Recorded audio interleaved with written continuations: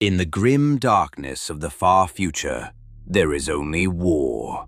And one man who stopped tracking the week around year 11, so he named the days himself, by the shelling.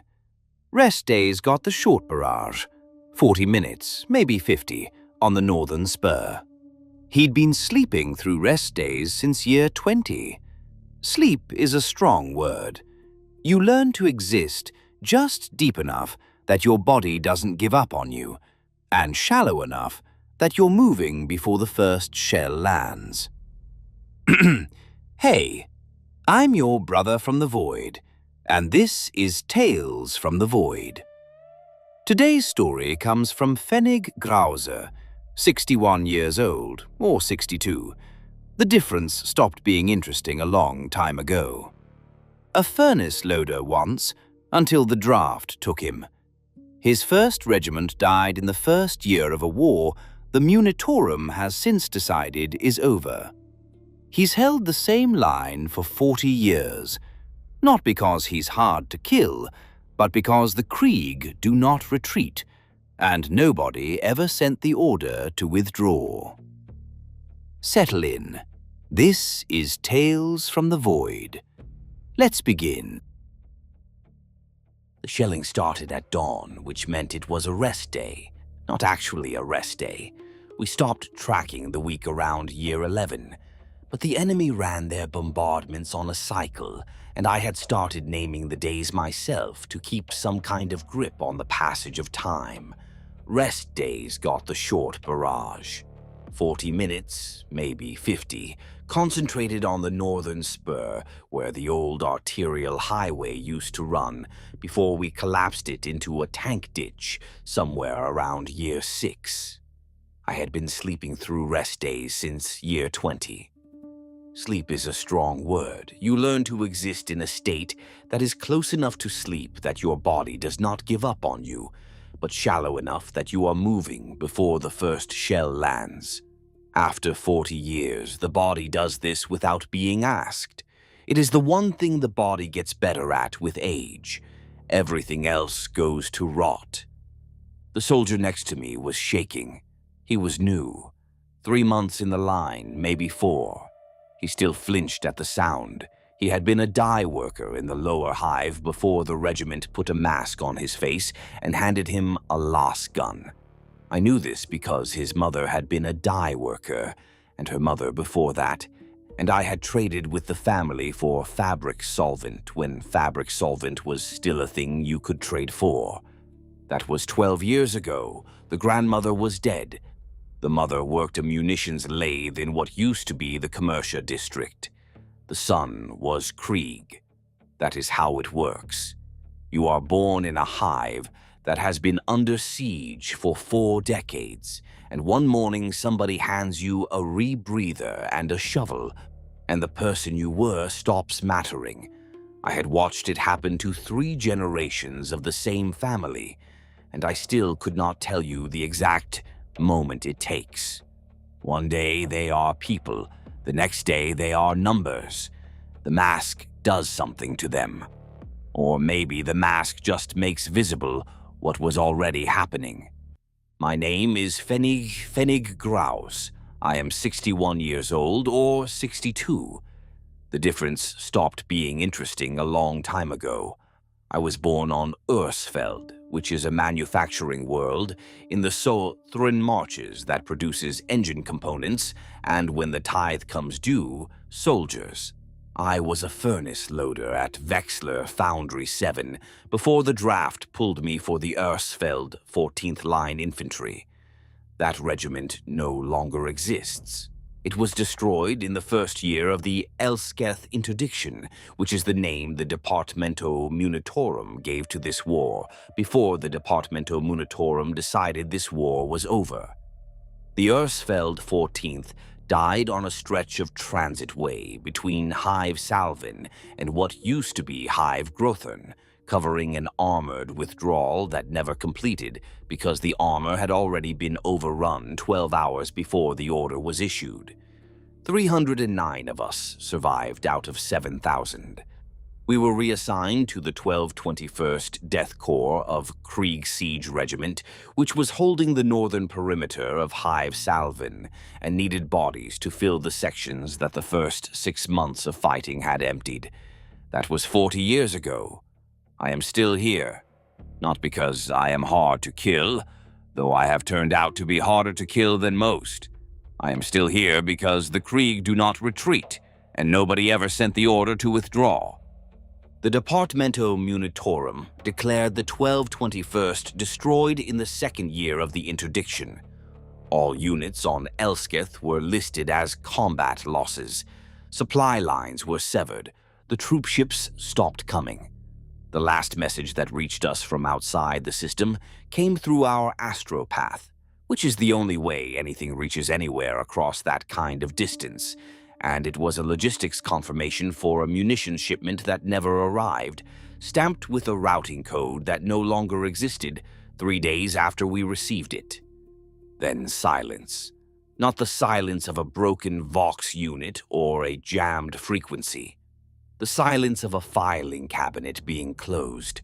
Somewhere 9 systems away, or 90, a clerk looked at the numbers and decided that the 1221st Death Korps of Krieg Siege Regiment, 4,700 men and women holding the last Imperial position on a world that had fallen to the enemy, was no longer a going concern. The ration allocation was reassigned. The regiment was struck from the rolls of the Astra Militarum, and as far as the Imperium of Man was concerned, we stopped existing. That was 38 years ago. We are still here. When it became obvious that nobody was coming, there was no crisis and no debate. The Krieg never sat down and decided to keep fighting. The question did not occur to them. They had been given an order to hold Hive Salvin, and nobody had given them an order to stop. The Munitorum could file whatever it wanted. The Munitorum was not here. The enemy was here. Everything else was administrative. I watched Colonel Breskart, the Krieg officer commanding the 1221st, receive the news that we had been declared dead.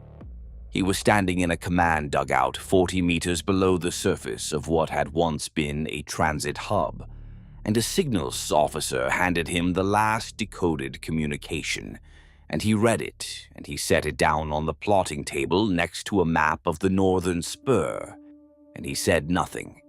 He did not address the regiment. He did not reassure anyone. He picked up a grease pencil and went back to marking enemy positions on the map.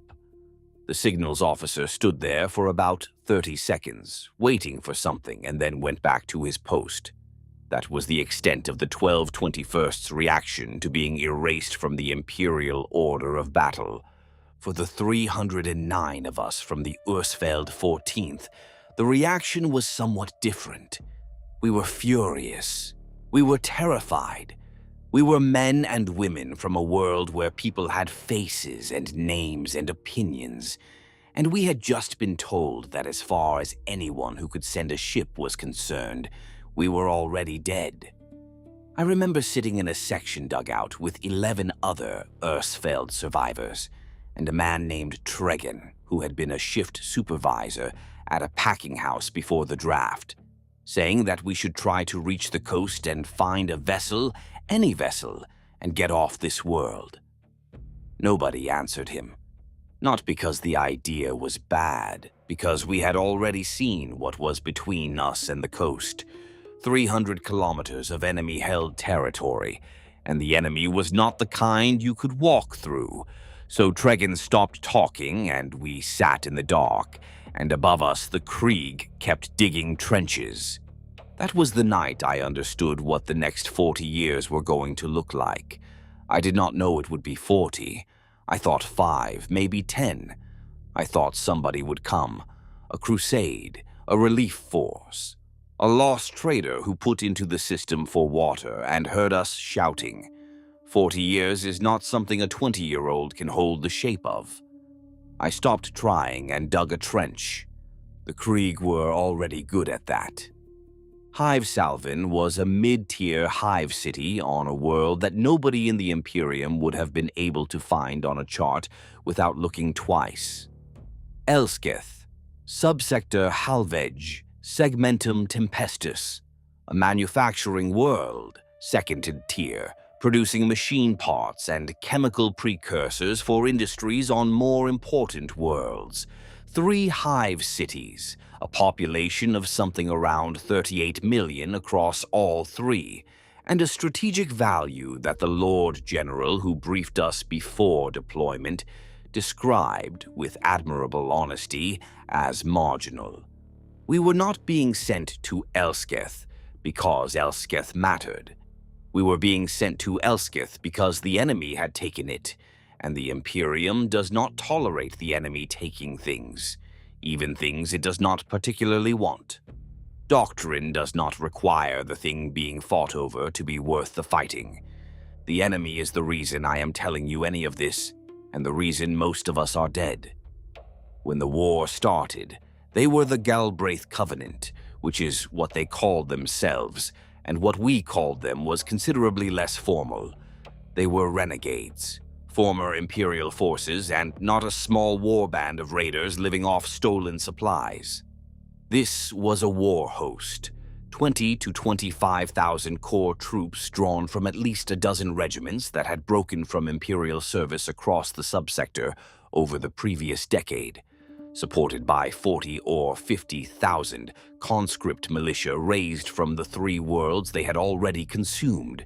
They had armor, they had artillery, they had void-capable transports and the officers to coordinate them, and they had taken Elsketh in 3 weeks before we arrived because Elsketh's planetary defense force had numbered 6,000 poorly armed garrison troops against a force that outnumbered them 10 to 1. Their commander was a man named Vathek Galbraith, who had been a colonel in the Astra Munitorum before he decided that the Emperor's service was not enough for him and that the alternative was more interesting. I never saw Galbraith. He operated from Hive Grothern on the far side of the planet, coordinating operations across all 3 hive cities and the continental lowlands with the kind of staff infrastructure that a force his size requires, because an army of 60,000 does not move itself. What I saw was the fraction of that army assigned to Hive Salvin, which was enough. What I saw was his soldiers. And in the first year, his soldiers looked like us. Same fatigues, same kit, same faces. The insignia was different. The eyes were different, in a way that I am not going to try to describe, because the description does not work in words. But they carried las guns, and they dug trenches, and they died when you shot them.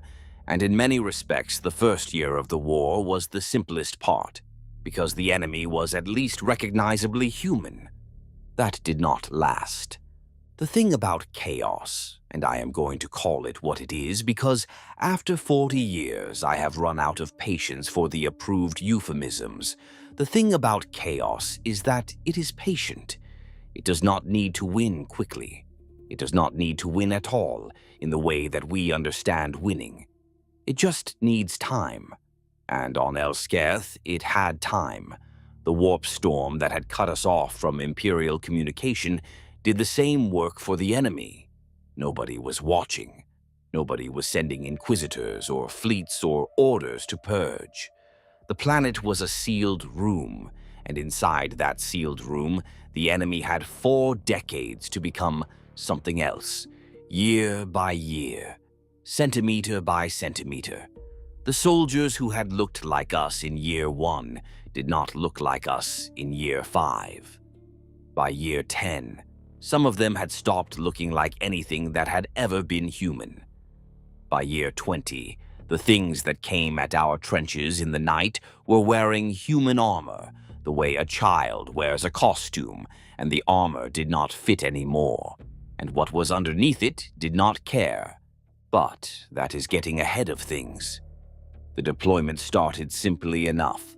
The 1221st had been raised on Krieg and shipped to the Southern Marches as part of a general mobilization against renegade activity in the subsector. The Ersfeld 14th had been raised 6 months earlier and had completed exactly one minor pacification action before being attached to the interdiction force. We were not veterans. We were a line regiment with 6 months of service and a fondness for complaining, which is the defining characteristic of every Astra Munitorum regiment that is not from Krieg. The Krieg do not complain. They do not sing on the march or trade rations or sit around a heating element at night talking about home. There is no after for the Krieg. There is only the next trench. I had never served alongside Krieg before Elsketh, and the first time I saw them forming up at the staging ground on the orbital station, I thought they were servitors. They moved like servitors. They spoke like servitors, which is to say they did not speak at all unless a task required it. They stood in ranks in their gray coats and their gas masks, and they waited. And the waiting had a quality to it that I had never seen in soldiers before. Most soldiers waiting for deployment are nervous or excited, or performing a version of courage that they hope will become the real thing when the shooting starts. The Krieg were not doing any of that. They were waiting the way ammunition waits. Inert, patient, ready to be used. The Ersfeld 14th thought this was funny. We made jokes about it because making jokes is what soldiers do when they encounter something that makes them uncomfortable. The jokes stopped after the first week on the ground when we saw the Krieg advance into a fortified position across 300 meters of open ground, walking, not running, into concentrated fire. And they did not stop walking when the man in front of them fell, and they did not stop walking when the man beside them fell, and they walked into the position and they took it. And the cost was 230 dead for a trench junction that a competent commander could have flanked in 40 minutes with a quarter of the casualties. The 1221st Colonel did not consider this a problem. The 1221st Colonel considered this a Tuesday. That was when I stopped making jokes about the Krieg. Not because I respected them, though I have come to respect them in the way you respect a natural disaster. Because I realized that I was going to have to survive alongside them, and surviving alongside the Krieg requires understanding a very simple thing. They are not trying to survive. They are trying to die in a way that the Emperor will notice. Every single thing they do, from the way they dig their trenches, to the way they maintain their weapons, to the way they eat their rations in silence with the mask pulled just far enough to fit the spoon, is in service of a death that means something. And if your death happens to be useful, they will arrange it for you without hesitation, and without malice, and without understanding why you might object. The Ersfeld survivors learned this quickly. The ones who did not learn it quickly are not here to talk about it. We hit the ground on Elsketh in the first week of the interdiction. The force was not small. 8 regiments of infantry, 2 armored regiments, 3 artillery batteries, and a Munitorum support echelon.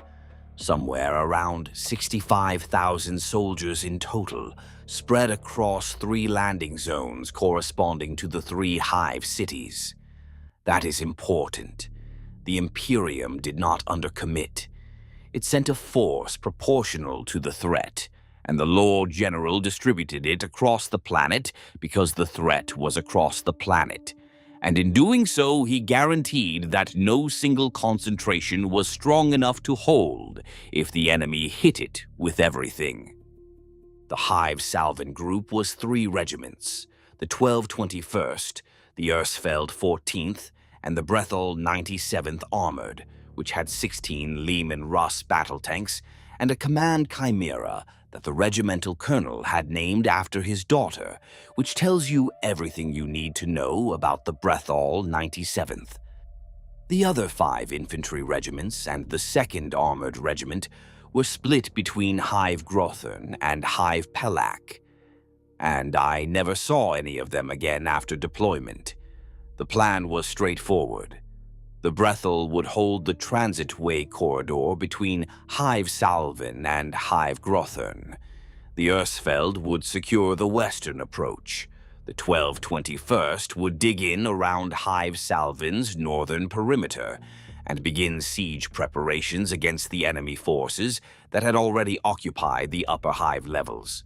A textbook interdiction: contain, degrade, destroy. The kind of operation that looks clean on a planning table and turns into a charnel house the moment it meets the ground. The first week was quiet enough that some of us thought it might actually work.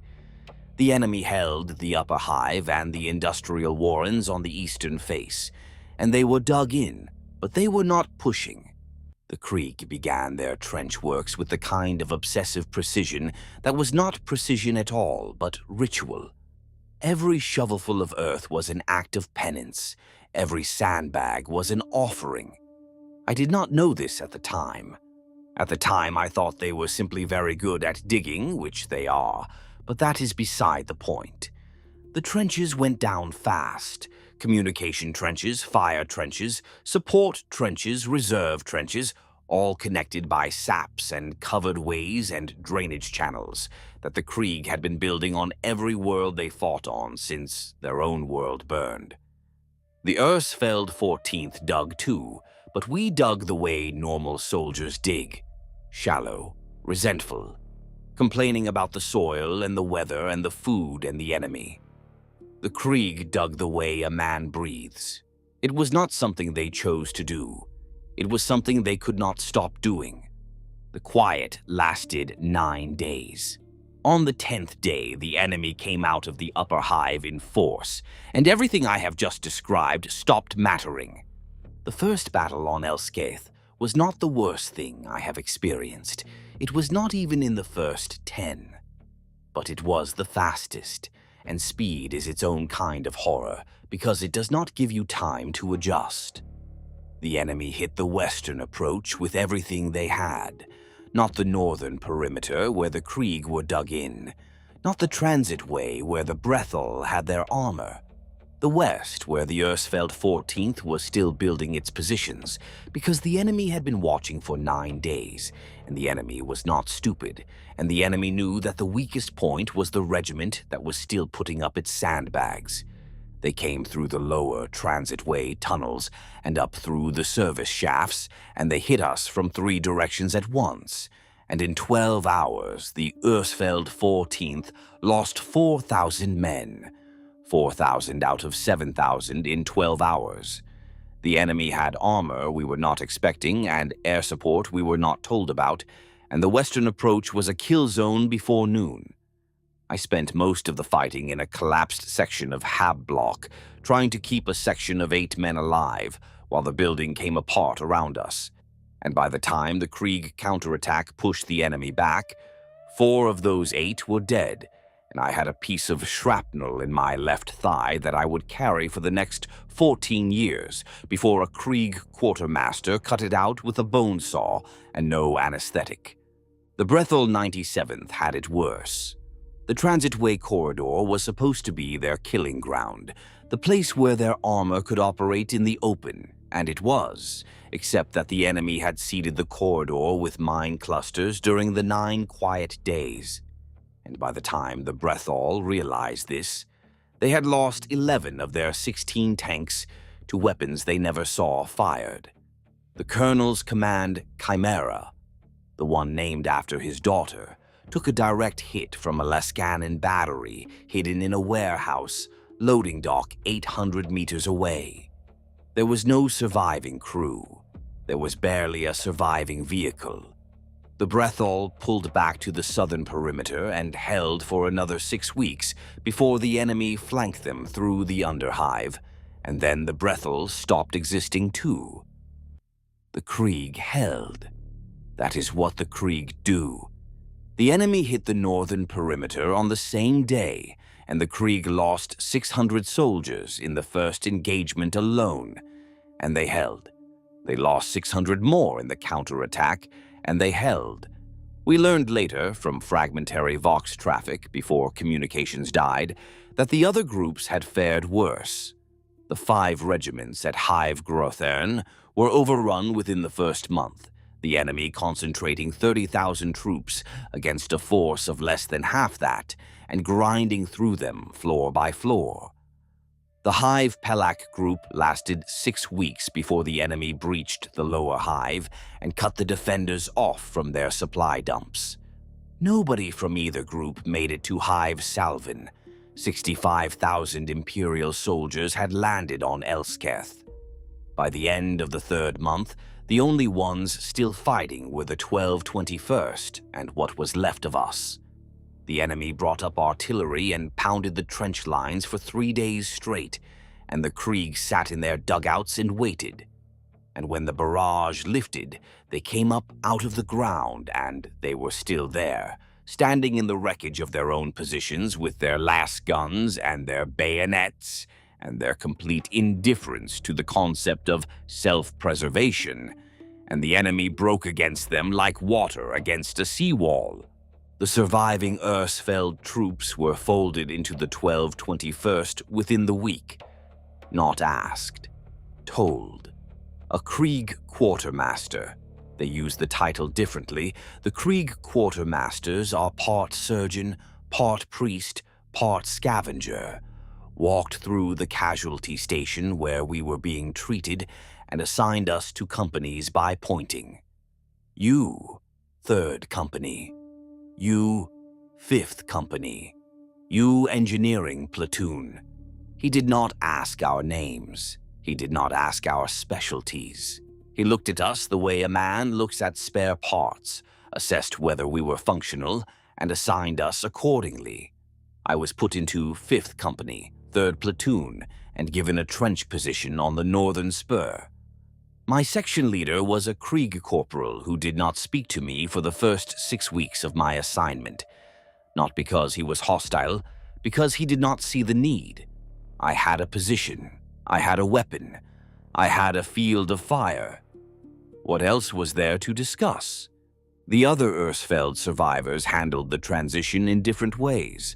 Some of them adapted. Some of them did not. A woman named Polek, who had been a platoon sergeant in the 14th, tried to maintain Ersfeld discipline in her new section and was overruled by the Krieg corporal above her without a word being spoken. He simply continued issuing orders as if she had not given hers, and the Krieg soldiers in the section followed his orders and ignored hers, and after 2 days she stopped trying. Tregan, the man who had suggested walking to the coast, put in for transfer to the engineering platoon because he thought engineers might be used behind the lines. He was right about that. The Krieg used their engineers behind the lines. They used them to dig tunnels under enemy positions and fill them with explosives and collapse entire sections of the hive on top of whoever was inside. Tregan was killed in the 7th month when a countermine detonated in a shaft he was working and buried him under 9 meters of rubble. The Krieg engineering platoon had him written off and replaced within the hour. His name was not recorded. The Krieg do not record names. By the end of the first year, there were 140 of us left from the original 309 Ersfeld survivors. The rest had died in the fighting or in the tunnels, or in the bombardments, or from wounds that a proper field hospital could have treated, but that the Krieg medical capability, which consists primarily of a quartermaster with a bone saw and a willingness to use it, could not. I had learned to sleep in a trench.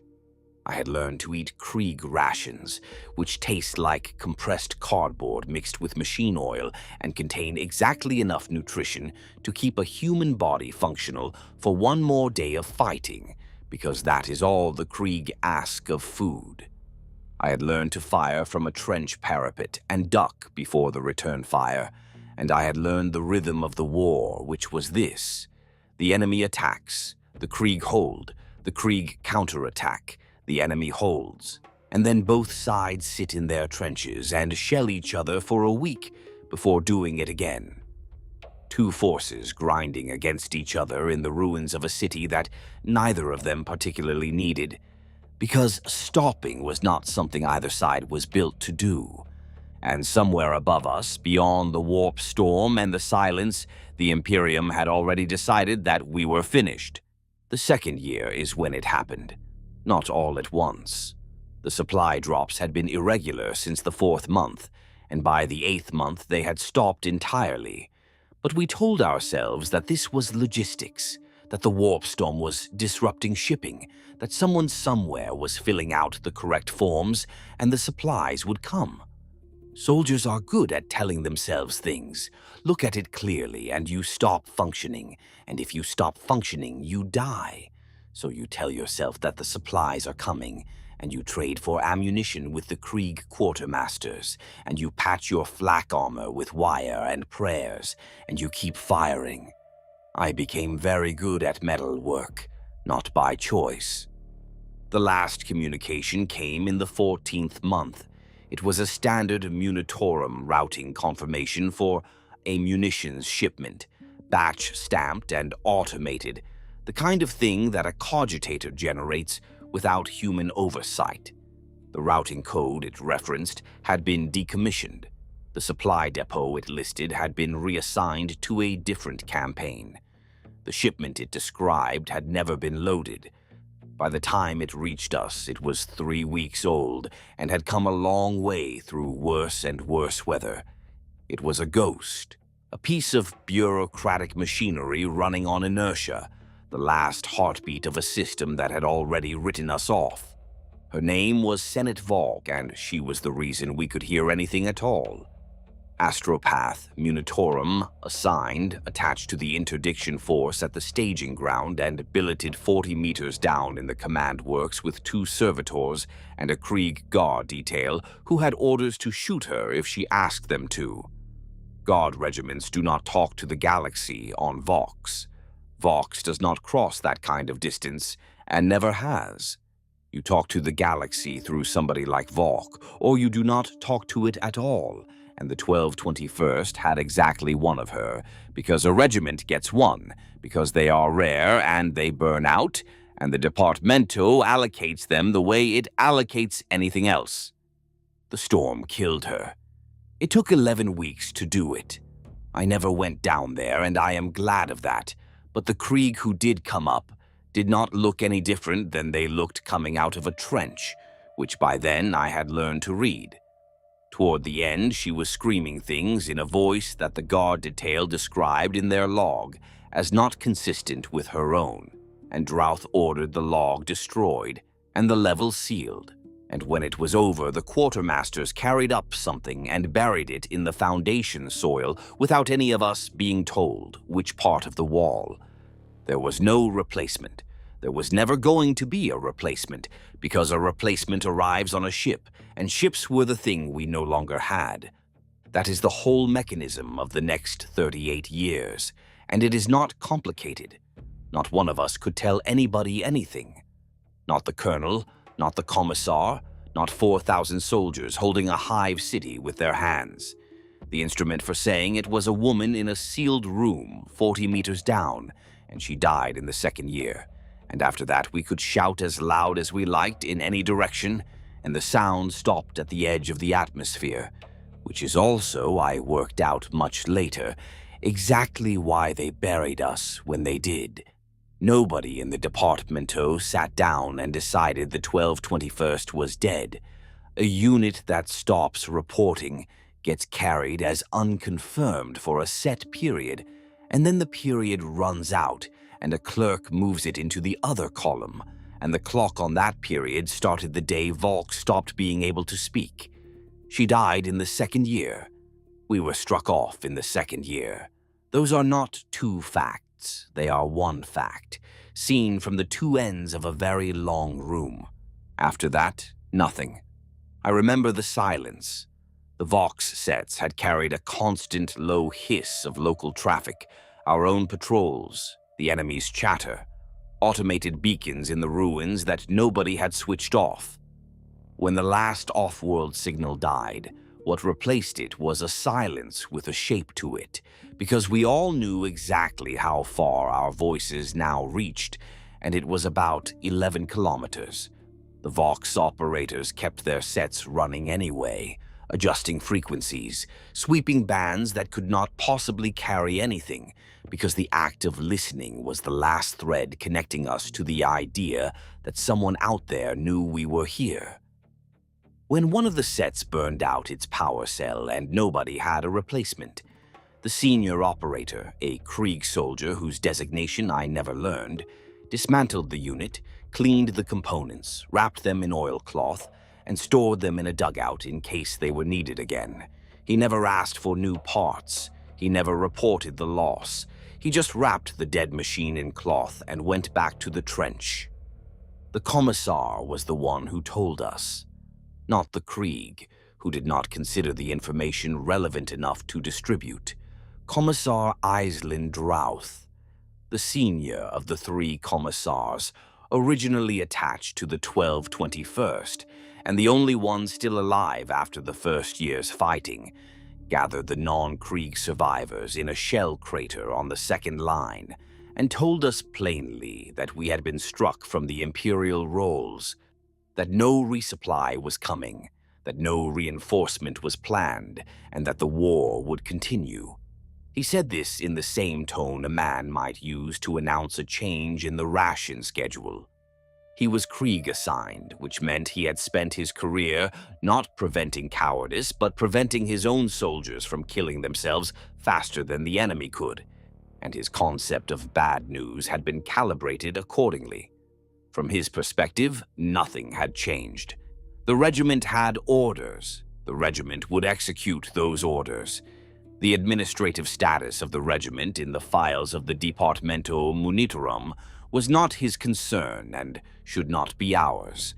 Drouth was not a cruel man.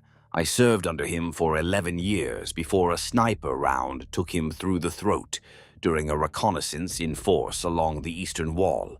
He was doing his job, which was to keep the regiment functional, and the way you keep a regiment functional is by removing the things that make it stop functioning, and uncertainty is one of those things. He removed the uncertainty. We were alone. We were staying. There was work to do. That was all. The Ersfeld survivors took it in different ways. Some of them went quiet. Some of them cried, though not where the Krieg could see, because crying in front of the Krieg is like bleeding in front of a surgeon. They will note it. They will not understand it. They will wait for you to stop, and then they will hand you a shovel. 3 of the Ersfeld survivors deserted that night, walked south into the Underhive, looking for a way out. 2 of them were found by a Krieg patrol 4 days later, disoriented and starving in a collapsed section of the lower Munitorum district, and brought back to the line. Drouth put them back in the trench without a word. He did not execute them. I think he calculated that 2 warm bodies holding las guns were worth more than 2 examples, and he was probably right, because they both died fighting within the month. The 3rd was never found. I do not know whether he made it out. I do not know where out would even be. The enemy held everything beyond our perimeter. If he reached them, they did not send him back. Deserters who reach the enemy tend not to come back in any form you would want to think about. So we stayed, and the war continued, and the years began to pass. Nothing on Elsketh changed. The same shells fell on the same positions. The same enemy held the same ground. The same trenches were dug and collapsed and dug again in the same gray earth that smelled of chemical residue and old death. The hive itself was a ruin by year 3, the upper spires blown apart by artillery, the lower levels flooded with seepage from ruptured water mains, the mid-hive, which is where we fought, reduced to a maze of broken hab blocks and collapsed manufactories and shattered transit tunnels that the Krieg mapped with the same obsessive thoroughness they brought to everything. They mapped what they destroyed and destroyed what they mapped and then mapped the destruction, because the Krieg believe in records the way other regiments believe in morale. Records do not lie. Records do not panic. Records tell you where the enemy was yesterday and where your dead are buried and how many shovels you have left. And on Elsketh, shovels mattered more than last guns. The first thing the Krieg did when they understood that no resupply was coming was inventory. They counted everything. Every last cell, every ration pack, every bandage, every bayonet, every entrenching tool, every meter of wire, every bolt in every weapon. They counted the ammunition in the dead men's pouches and the rations in the dead men's packs, and the flak plates on the dead men's armor. And they stripped it all and cataloged it and stored it in underground depots that they built specifically for the purpose, because the Krieg had been fighting on irradiated worlds for 1,500 years. And if there is one thing the Death Korps understands, it is how to make a finite supply last longer than it should. The quartermasters ran the numbers. They calculated burn rates for ammunition, consumption rates for rations, degradation rates for equipment. They presented their findings to Colonel Breskart without commentary, because Krieg quartermasters do not offer opinions. They offer data. I half expected them to count my teeth. What the colonel did with the data was his concern. What Colonel Breskart did was simple. He reduced the regiment's operational tempo. Not because he was cautious. The man had the same relationship with caution that a layman Russ has with flower arrangements. He reduced it because the mathematics demanded it. At current consumption rates, the regiment had ammunition for 18 months of full-intensity operations. At reduced rates, rationing last cells and restricting artillery to counter-battery fire only, that could be stretched to 4 years, maybe 5. The rations would last longer because the rations were the one thing Hive Salvin could provide. The Hive's lower levels still had functioning water reclamation systems, and the agricultural domes in the Western Underhive, which had been feeding the civilian population before the war, were still producing, though what they produced was a starch-based nutrient paste that made Krieg rations look appetizing. The regiment would hold, it would conserve, it would dig deeper, and when the ammunition ran out, it would fix bayonets and hold with steel. The Krieg genuinely planned for the day the last cell was fired. I saw the contingency orders. Bayonets, entrenching tools, trench knives, fists. The Death Korps of Krieg would fight with rocks if the rocks were all that was left, and they would feel no differently about it than they felt about anything else. The ammunition did not run out, as it turned out, because the Hive provided that too. Hive Salvin had been a manufacturing center before the war, and while the upper manufactories were destroyed, the lower levels still held functional forge works and fabrication facilities. The regiment had landed with 4 engineers of the Adeptus Mechanicus attached, red-robed and half-machine and considerably less talkative than the Krieg, which I had not thought possible. 3 of them were dead by the end of year 2. The 4th, whose designation was a string of numbers nobody could pronounce, lived until year 16 and spent those 14 years in the forge works below the Western District with a work gang of Hive Tech adepts who had run the machines before the war and knew the rights well enough to keep them running after. When he died, there was nobody left with the authority to sanction anything, so the Hive adepts kept working and the Krieg kept collecting the output, and nobody wrote a report about it, because there was nobody to write it to. The forges produced last cells, solid shot rounds, and basic explosive charges. The quality was terrible. The failure rate on the last cells ran somewhere around 15% in the first year of production, which means that 1 in 7 times you pulled the trigger, nothing happened, which is an interesting experience when the thing you are shooting at is running toward you with a blade. But 15% is better than empty, and by year 5 the failure rate was down to 6, and by year 8 it was 3, which is within Imperial tolerance for field-manufactured munitions, though nobody from the Munitorum was around to certify it. The forges changed the arithmetic. We were still alone and still fighting a war nobody knew was happening. But the war could continue, and for the Krieg that was the only part that mattered. The enemy changed.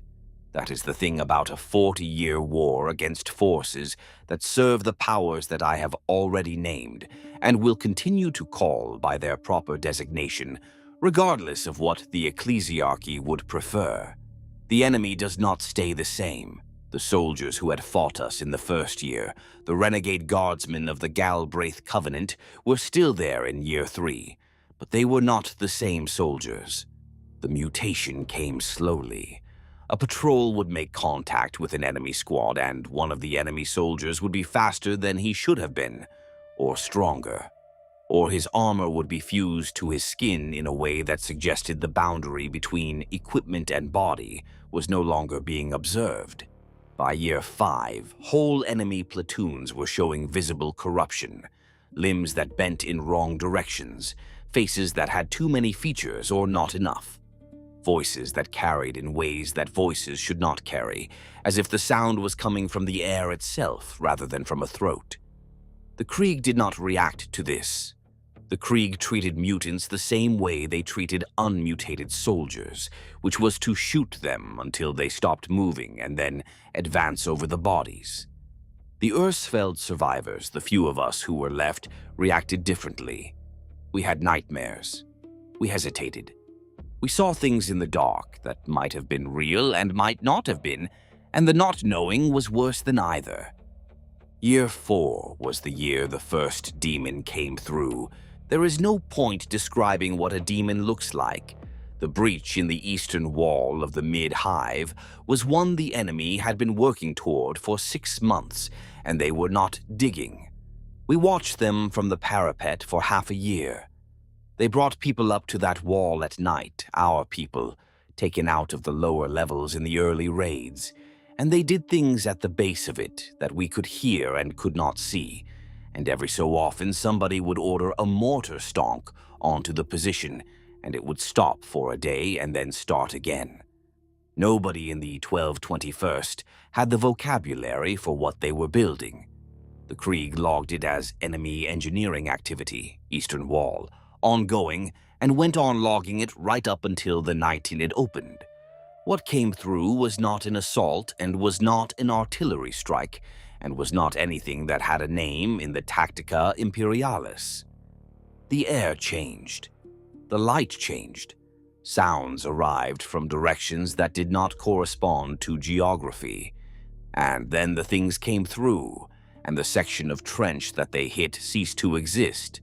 Not because it was destroyed, but because the ground it was built on was no longer behaving like ground, and the soldiers in it were no longer behaving like soldiers.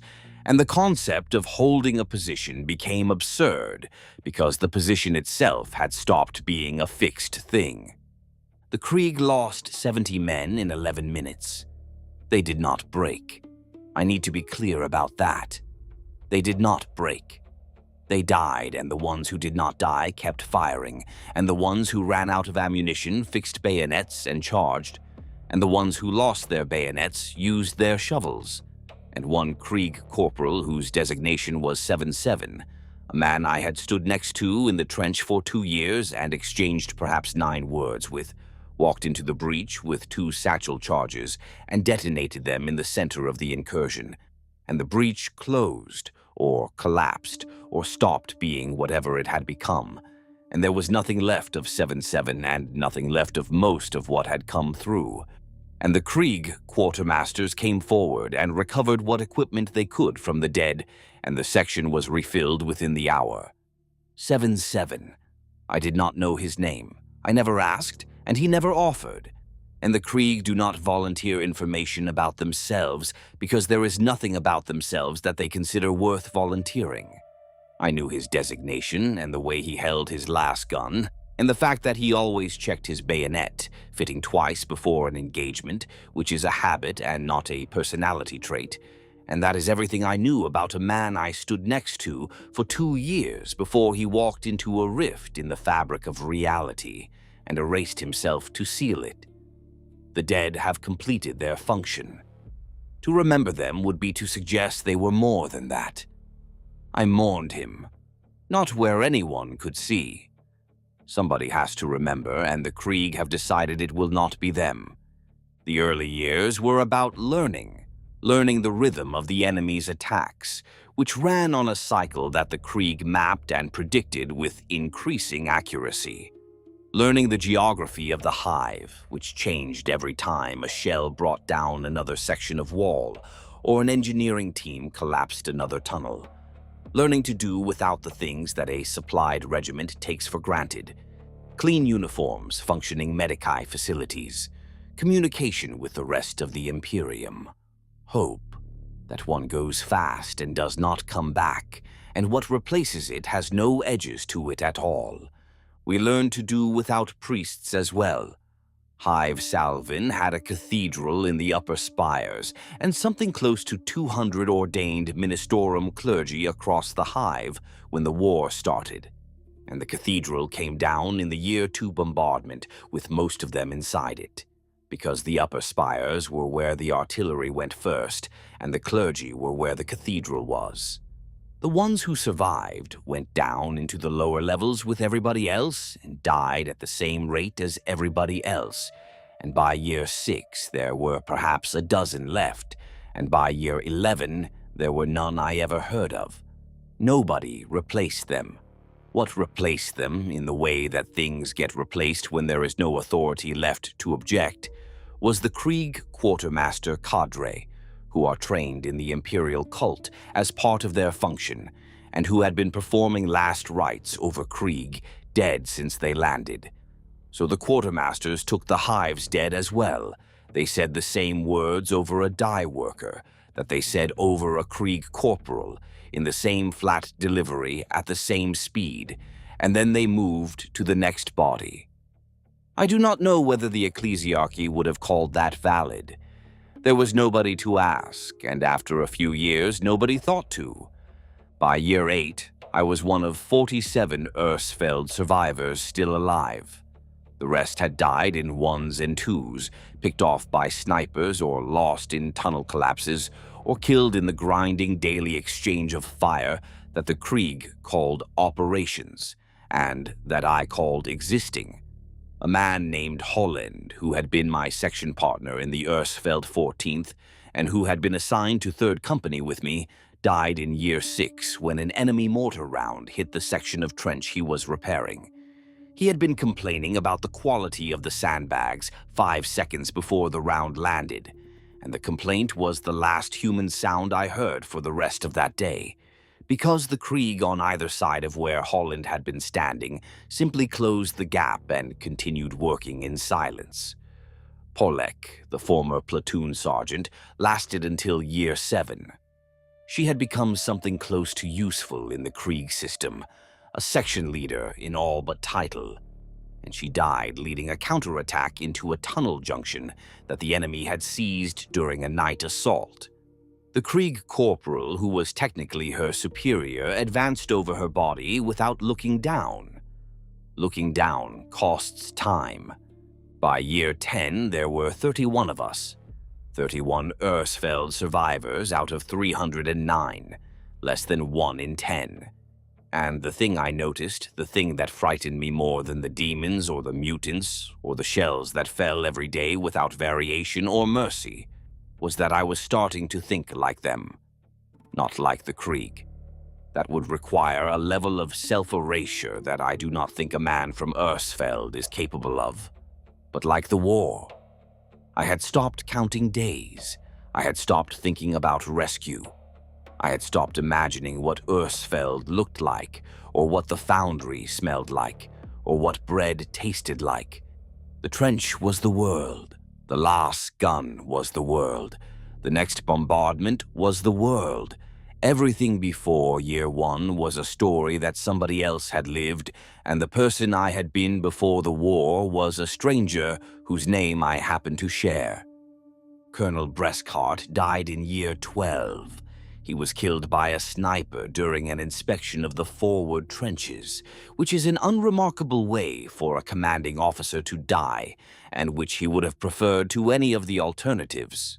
The round took him through the left eye, and he was dead before he hit the duckboard, and the Krieg soldiers around him did not break stride.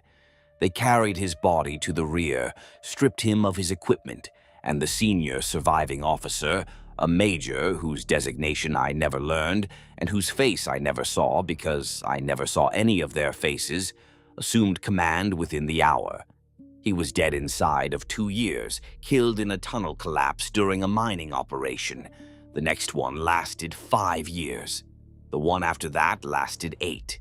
The 1221st went through 6 commanding officers in 40 years, and each one picked up the same orders and continued the same war and died in the same trenches. And none of them questioned the mission because the mission was the only thing that the Krieg have never questioned in 1,500 years of service. Year 12 was also the year the Krieg started taking from the Hive. Hive Salvin had a pre-war population of approximately 12 million. By year 12, that number was down to something around 4 million, reduced by the initial fighting, by the bombardments, by disease, by starvation in the early years before the agricultural domes were fully operational, and by the simple attrition of living in a city that was being taken apart, piece by 2 armies that had been grinding against each other for over a decade. 4 million people crammed into the lower Hive levels that the Krieg perimeter protected, living in conditions that were worse than anything they had experienced before the war, and better than anything they would experience after, because after was the part where the Krieg decided they needed more soldiers. The regiment was dying. Not quickly, because the Krieg are efficient with their lives in the same way they are efficient with their ammunition, but steadily. And the forges could produce last shells, and the agricultural domes could produce food, but neither of them could produce soldiers. The 1221st had landed on Elsketh with 4,700 personnel. By year 12, that number was below 2,000. The Krieg reinforcement system, the Vitae womb facilities on Krieg itself, the tithe ships, the replacement drafts, all of that existed on a world that was months of warp travel away behind a storm that had sealed the system for a decade. The regiment needed bodies. The Hive had bodies. The arithmetic was simple. The first conscription was orderly because the Krieg do everything in an orderly fashion, up to and including things that should not be orderly. A Krieg officer, accompanied by quartermasters and a work detail, entered the lower Hive refugee districts and selected 200 men and women between the ages of 17 and 40 who met minimum physical requirements. The selection was not random, but it was not targeted either. It was systematic. Every 8th HAB unit, every 3rd individual who passed the physical assessment. The Krieg did not explain what was happening. They did not ask for volunteers. They did not offer terms or compensation or promises. They pointed, and the people they pointed at were escorted to the rear area, and within a week those people were wearing gas masks and carrying las guns and standing in trenches, and the transformation was complete. I watched the first conscription from a fire step on the northern spur, and I watched the people being led past the trench line, and some of them were crying and some of them were silent, and one woman was shouting something that I could not hear over the distance, and the Krieg soldiers escorting them showed exactly the same level of emotional engagement as the Krieg soldiers standing guard, which was none. And I thought about the fact that I had been standing in these trenches for 12 years, fighting beside the Krieg, eating their rations, wearing their equipment, learning their rhythms. And in all that time, the 4 million people living below us had been a figure on a map to me and nothing else. I knew the work details went down. I knew some of them came back short. I had never once asked what that meant. They were down there and we were up here, and the war was the border between us, and I had stopped seeing across it. The Hive did not simply hand them over. The third draft was met on the stairs of a habstack in the eastern residential levels by about 400 people with cutting tools and lengths of pipe, and it went the way anybody with any sense could have predicted. The Krieg detail did not negotiate, and did not withdraw, and did not fire warning shots, because a warning shot is a wasted round, and the Krieg have never fired one in their history. They cleared the stack, and they took the draft, and they took another 200 as replacement for the delay. Then a Krieg officer had the count of the dead posted at the stack entrance and at the 4 nearest water points, not as a threat, just as a figure, the way they posted everything. There was resistance twice more in the following 3 years, and then there was not any. What replaced it was people not being at home when the details came, which the Krieg solved by taking whoever was. And then something replaced that, down in the levels the drafts came from, and it was not resistance, and it took me a long time to understand what it was. The conscripts died fast. The first batch lost 40% within 3 months, because the Krieg training methodology, if you can call it a methodology, consists of putting a weapon in someone's hand and putting them in a trench and letting the enemy provide the education. Those who survived the first 3 months had a decent chance of surviving the first year, and those who survived the first year became something that was close enough to a soldier that the difference stopped mattering. They learned to dig, they learned to shoot, they learned the rhythms, they wore the masks. And after a while, from outside, you could not tell them from the Krieg. I used to say the mask did it. I said that for years, and it is wrong. The mask does not change anybody. The trench does the changing, and it does it by killing everyone it does not suit. A man who talks in the line draws fire. A man who hesitates in a counterattack does not come back from it. A man who cannot eat the paste weakens and gets moved to a working party, and a working party in the lower levels is a slower way to die. 4 out of 10 in the first 3 months, and the 4 are not chosen at random. What comes out the other end is quiet and obedient and ready, and it looks like a transformation because you were not watching the ones who got sorted out. It is not a transformation. It is a sieve. And they were never Krieg, whatever they looked like. The Death Korps are not a fighting style. They are 1,500 years of a world paying for what it did, and every Krieg soldier in that trench was working off a debt that was his by birth, and that he expected to settle by dying well. A dye worker from the Salvin Underhive had no part in Krieg's treachery and no share in Krieg's atonement. The quartermasters knew it. They kept the roles in 2 columns and they never merged them, and I do not think a single Krieg in that regiment ever thought of a conscript as anything but ammunition that had come from a local source. So the Hive gave us 30 years of its people, and they wore the coat and they took the losses, and they died in the same mud, and they did not even get the thing the Krieg died for. They got the dying. The meaning was not on offer. I never put on the mask. A man who fought 40 years on a world where the enemy used gas in the early years would not have lasted a season without a rebreather. I wore the issued filter when the alarm went, and I took it off when the all clear went, the way a man wears a glove. What I never put on was the other thing. The Krieg mask is not equipment. It is a face. It comes with the coat and the designation and the practice of not saying your name, and a man who takes it takes all of it. And after a while, there is no way to tell where the issue ends and he begins.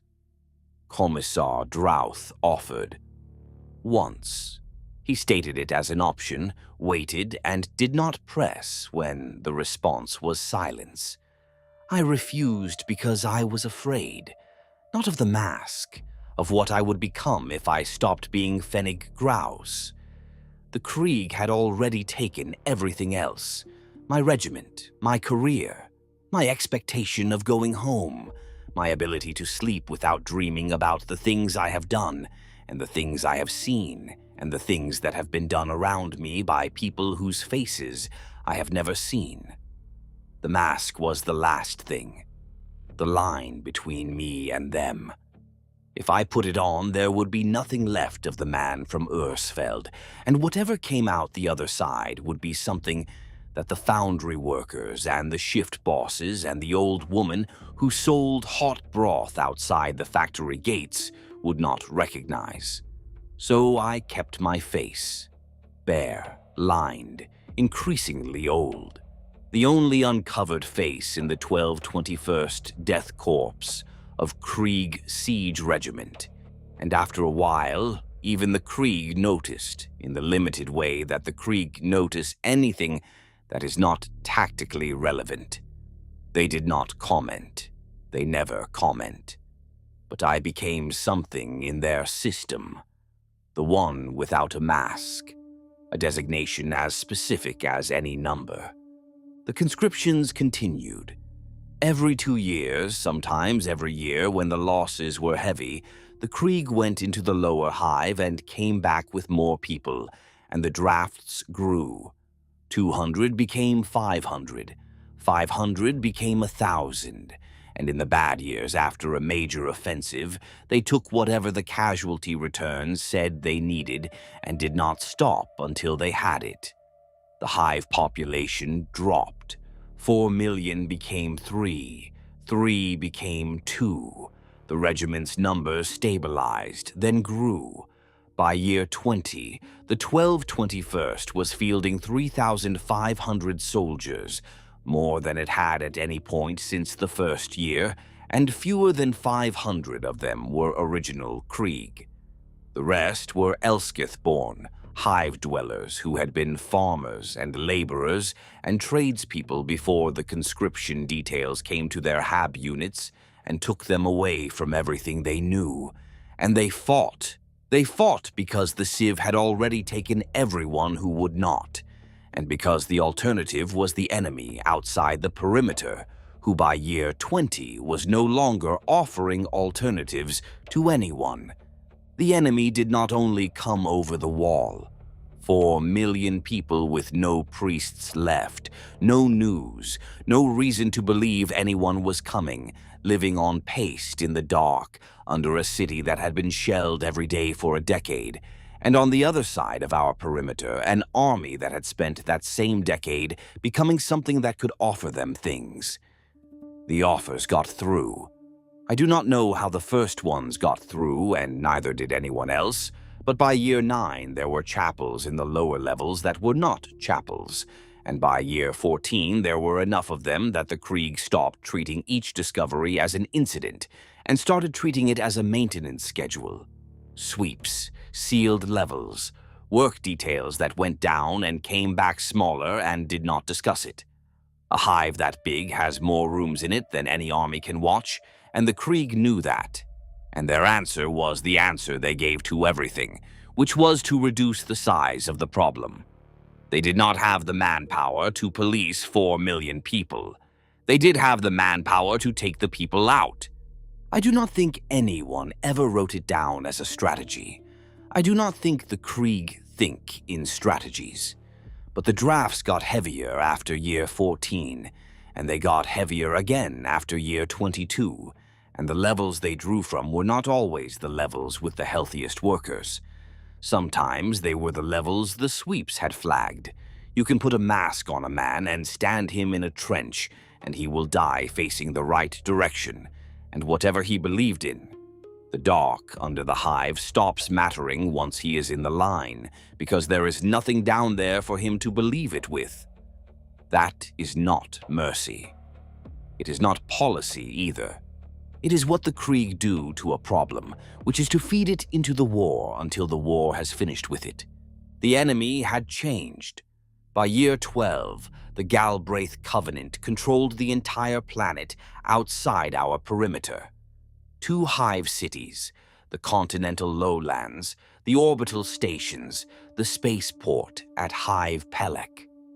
Elsketh was theirs, and they had reinforced it, drawing troops from other worlds they had taken, absorbing the planetary defense remnants, conscripting from the local population the way every occupying army does. The best estimates the signals section could assemble from intercepted Vox traffic put the enemy's total strength on Elsketh at somewhere between 80 and 100,000. Of which perhaps 10 to 15,000 were committed to the siege of Hive Salvin at any given time, rotating fresh units in every few months while the rest garrisoned the planet and fought whatever minor resistance still flickered in the lowlands. We were not their only war. We were not even their main war, and they could have finished us. It took me 20 years to work out why they did not, and I only got there when I understood what the offers in the lower hive were for. A commander with 100,000 men on a planet does not spend 3 decades failing to reduce a pocket of 3,000. He could have massed 40,000 at the northern spur and walked over us inside a week and taken the losses. And Galbraith would have done exactly that, because Galbraith was a colonel, and colonels finish things. Ashen did not. And Ashen was not a colonel anymore. What they had at Hive Salvin was a city full of people with nowhere to go, an army that would not stop dying, and 40 years of both. I do not know what that was worth to the things Ashen served, and nobody ever explained it to me. But I know the rotation was stock-keeping and not reinforcement, and I know the offers went down into the lower levels for 30 years, and never once came with an ultimatum. And I know that when the storm broke and the seal went with it, they came at us that same week with everything on the planet, because whatever they had been growing here was suddenly on a clock. We were not a pocket of resistance they had failed to crush. We were a crop. Vathek Galbraith, the renegade colonel who had led the initial invasion, was dead by year 9. The intelligence was fragmentary, pulled from prisoners and deserters and the occasional Vox intercept that our repaired communication arrays could decode. But the picture was consistent. Galbraith had been killed by his own lieutenants, which is how command transitions work, in organizations that serve the powers they served, and the man who replaced him was a figure named Korst Ashen, who had been one of Galbraith's battalion commanders, and who was, by every account we could assemble, something worse. Galbraith had been a traitor, a man who had turned his coat and taken his soldiers with him and used the tactics he had learned in Imperial service to fight against the Imperium. He was comprehensible. You could look at Galbraith and see the shape of what he had been and understand the shape of what he had become. Ashen was different. Ashen was what happens when the coat has been turned for too long and the powers on the other side start making alterations. The attacks changed under Ashen. They became less frequent but more violent, and the nature of the violence changed. The enemy began using biological weapons, not the chemical agents they had deployed in the first years, but living things, organisms that had no place in any catalog of natural life, and that behaved in ways that suggested they were not entirely biological. They seeped through cracks in the fortifications and spread through standing water and grew in the dark places where the trench walls were damp. And the symptoms they produced in the soldiers who were exposed were not symptoms in any medical sense, but transformations, slow and partial and terrible. And the Krieg quartermasters dealt with them the way the Krieg deal with everything: identification, isolation, termination. A soldier showing signs of contamination was removed from the line and killed, efficiently and without ceremony. And his equipment was cleaned and redistributed, and his position was filled, and the war continued. By year 15, the enemy was fielding things that were not soldiers in any sense that I can articulate. They came out of the ruins of the upper hive in waves, shapes in armor that no longer fit, carrying weapons that were fused to arms that were no longer properly arms, and the sounds they made were not voices, and the way they moved was not walking, and the things they did to the soldiers they overran were not killing, not exactly, not in a way that left the victims simply dead. The Krieg adapted. The Krieg always adapt. They widened the kill zones and deepened the trenches and built blast walls with firing slits and mined the approaches. And they held because holding is what the Krieg do, and the fact that the thing they were holding against had stopped being comprehensible was not the Krieg's concern. In year 17, the enemy breached the western perimeter. The enemy came through a section of collapsed wall that had been classified as impassable because nobody on our side had considered the possibility that the enemy no longer needed passable terrain. They came through the rubble and the reinforced concrete and the twisted metal as if it were not there, and they hit the two conscript companies holding the western section, 300 men and women who had been civilians 6 months earlier, and those companies broke. Not the way Imperial soldiers break, falling back in disorder, losing cohesion, running for the rear. They broke the way civilians break. They screamed. They dropped their weapons. They clawed at the walls of the trench, trying to climb out. 140 of them died in the first 4 minutes, not from the enemy, but from each other, crushed and trampled in the panic. The rest died when the enemy reached the trench. The Krieg counterattack sealed the breach within the hour. 2 full companies, 240 soldiers, walked into the broken section of wall in a line and fired as they walked, and did not stop firing until there was nothing left to fire at, and 31 of them came back, and those 31 went straight to the reserve trench and sat down and began cleaning their weapons. And that was the end of it. The western perimeter was restored, the dead were stripped, the 2 conscript companies were refilled from the next hive draft, and in the morning the Krieg started rebuilding the wall. That night I went to the command dugout and asked to speak with the colonel, who was the second since Brescott, and whose designation I did know, because by year 17 I had started learning the Krieg designation system. He was Colonel Designate 1221-3, which meant he was the third to hold command. I asked him a question that I had been carrying for years, and the question was this: why had the conscript companies been placed on the western perimeter, which was the weakest section of the line, when the original Krieg companies were holding the stronger positions? The answer I already knew. The answer was that the Krieg placed their weakest troops in their weakest positions, because those positions would be attacked first, and the troops placed there would absorb the first wave, and their deaths would buy time for the stronger forces to counterattack from prepared positions. The conscripts were not defending the western wall. They were the western wall. Their bodies were the barrier. Their deaths were the delay. The colonel did not deny this. He did not confirm it either. He looked at me with the same blank regard that every Krieg officer had ever shown me, which is the regard of a man looking at a piece of equipment that is functioning within acceptable parameters.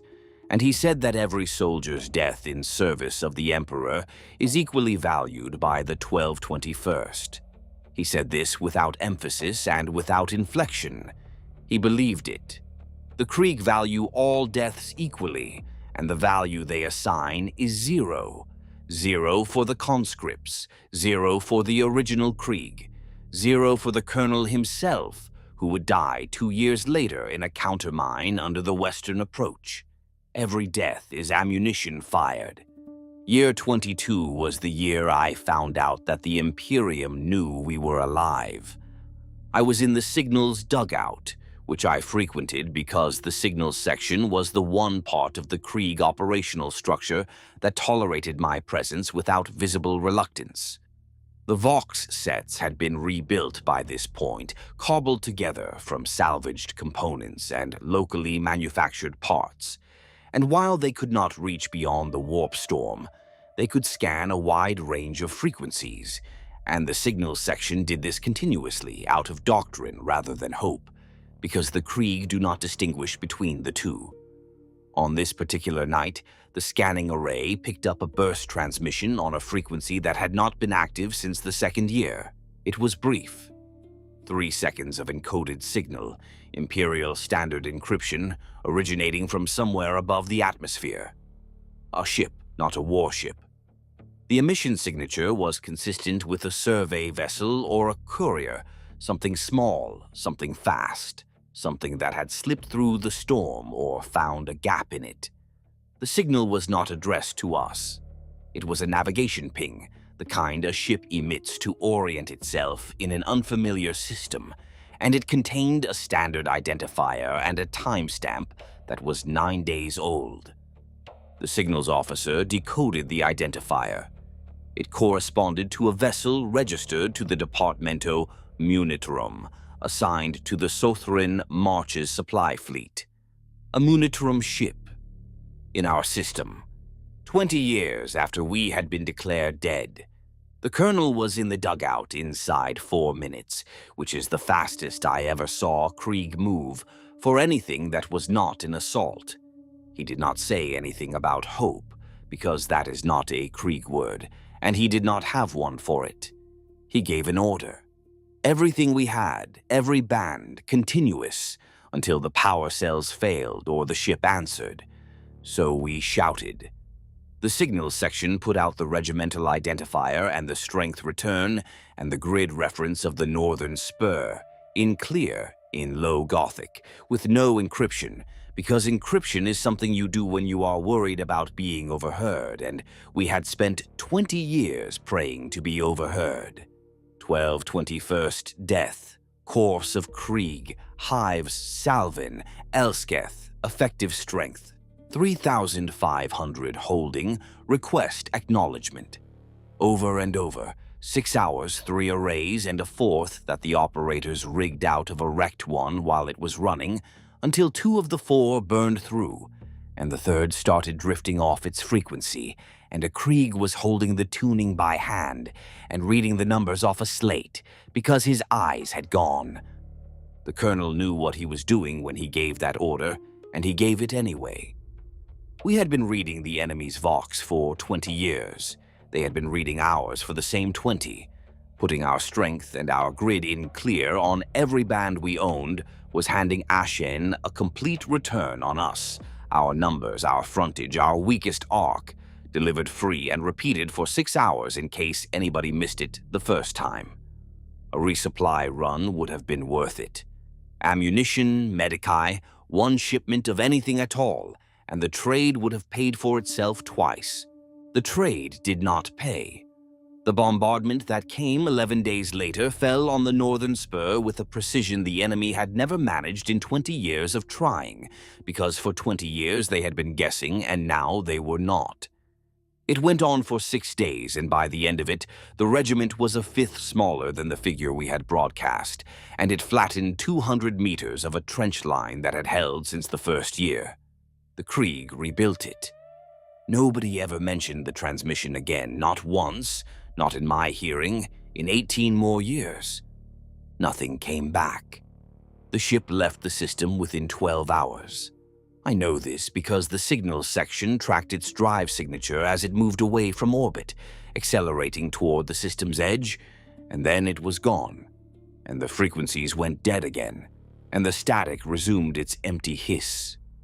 I spent the next 3 years telling myself that the ship had not seen us, that the warp storm had interfered with its sensors, that the crew had been on a survey run and had not been looking for survivors, that our Vox signals were too weak to reach orbit. I told myself these things because the alternative was that a Departamento Munitorum vessel had entered a system where an Imperial regiment had been fighting for 22 years, had scanned the system, had detected 22 years of weapons discharge and artillery fire, and Vox traffic, and the thermal signature of 3 active forges, and a population of 2 million people and 3,500 soldiers, and had left without making contact. The alternative was that someone knew, and the knowing had changed nothing. I stopped telling myself the first version around year 25. By then, it did not matter. By the middle years, I had become something the Krieg had no designation for, because it did not exist in their system. The walls had been rebuilt 6 times, and I had not. By year 25, I knew the trench system better than the men who dug it, because the men who dug it were dead and replaced, and dead again. And I was still here, walking the same duck boards, checking the same firing positions, sleeping in the same dugout that I had occupied since year 4, when the original one collapsed under a direct hit. I was not in command. The Krieg do not give command to non-Krieg, and I did not want it. But I was consulted. The last 2 colonels, the 5th and the 6th, would send a runner to my section with a question about the northern spur's drainage system, or the load-bearing structure of the eastern wall, or the enemy's approach routes through the mid-hive ruins. And I would answer, because I knew. Because I had been there when those things were built or broken or discovered, and nobody else who had been there was still breathing. The Krieg do not value experience in the way that normal soldiers value it. They value function. But they are not stupid, and even the Krieg can recognize that a man who has survived 30 years of fighting in a single position possesses information that cannot be extracted from a map or a quartermaster's ledger. So they used me. They put me in positions where my knowledge was operationally relevant, and they did not put me in positions where my odd and declining physical capacity would get me killed faster than my knowledge could keep me alive. And this was not kindness. This was resource management. I was a functioning component with a unique data set, and the Krieg do not discard functioning components. Commissar Drouth was dead by this point.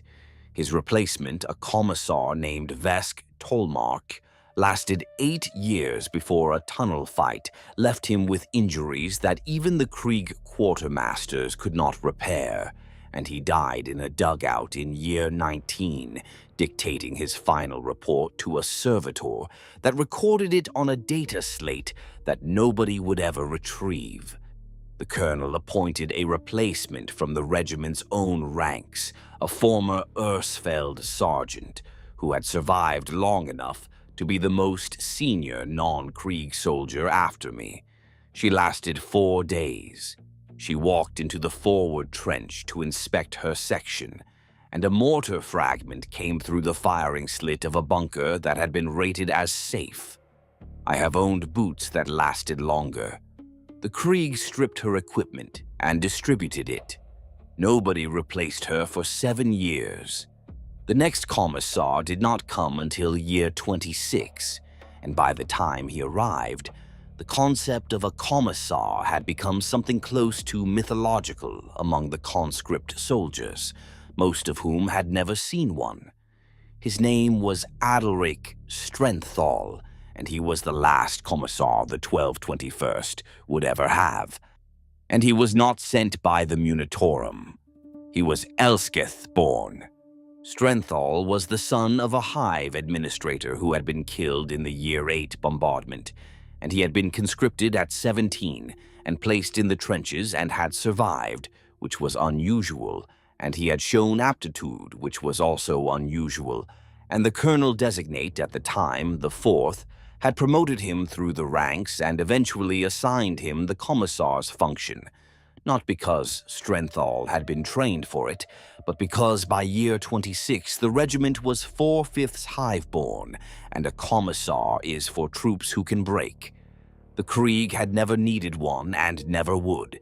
The conscripts did, and Strenthal was the closest thing the regiment had to someone who understood both the Krieg and the civilians.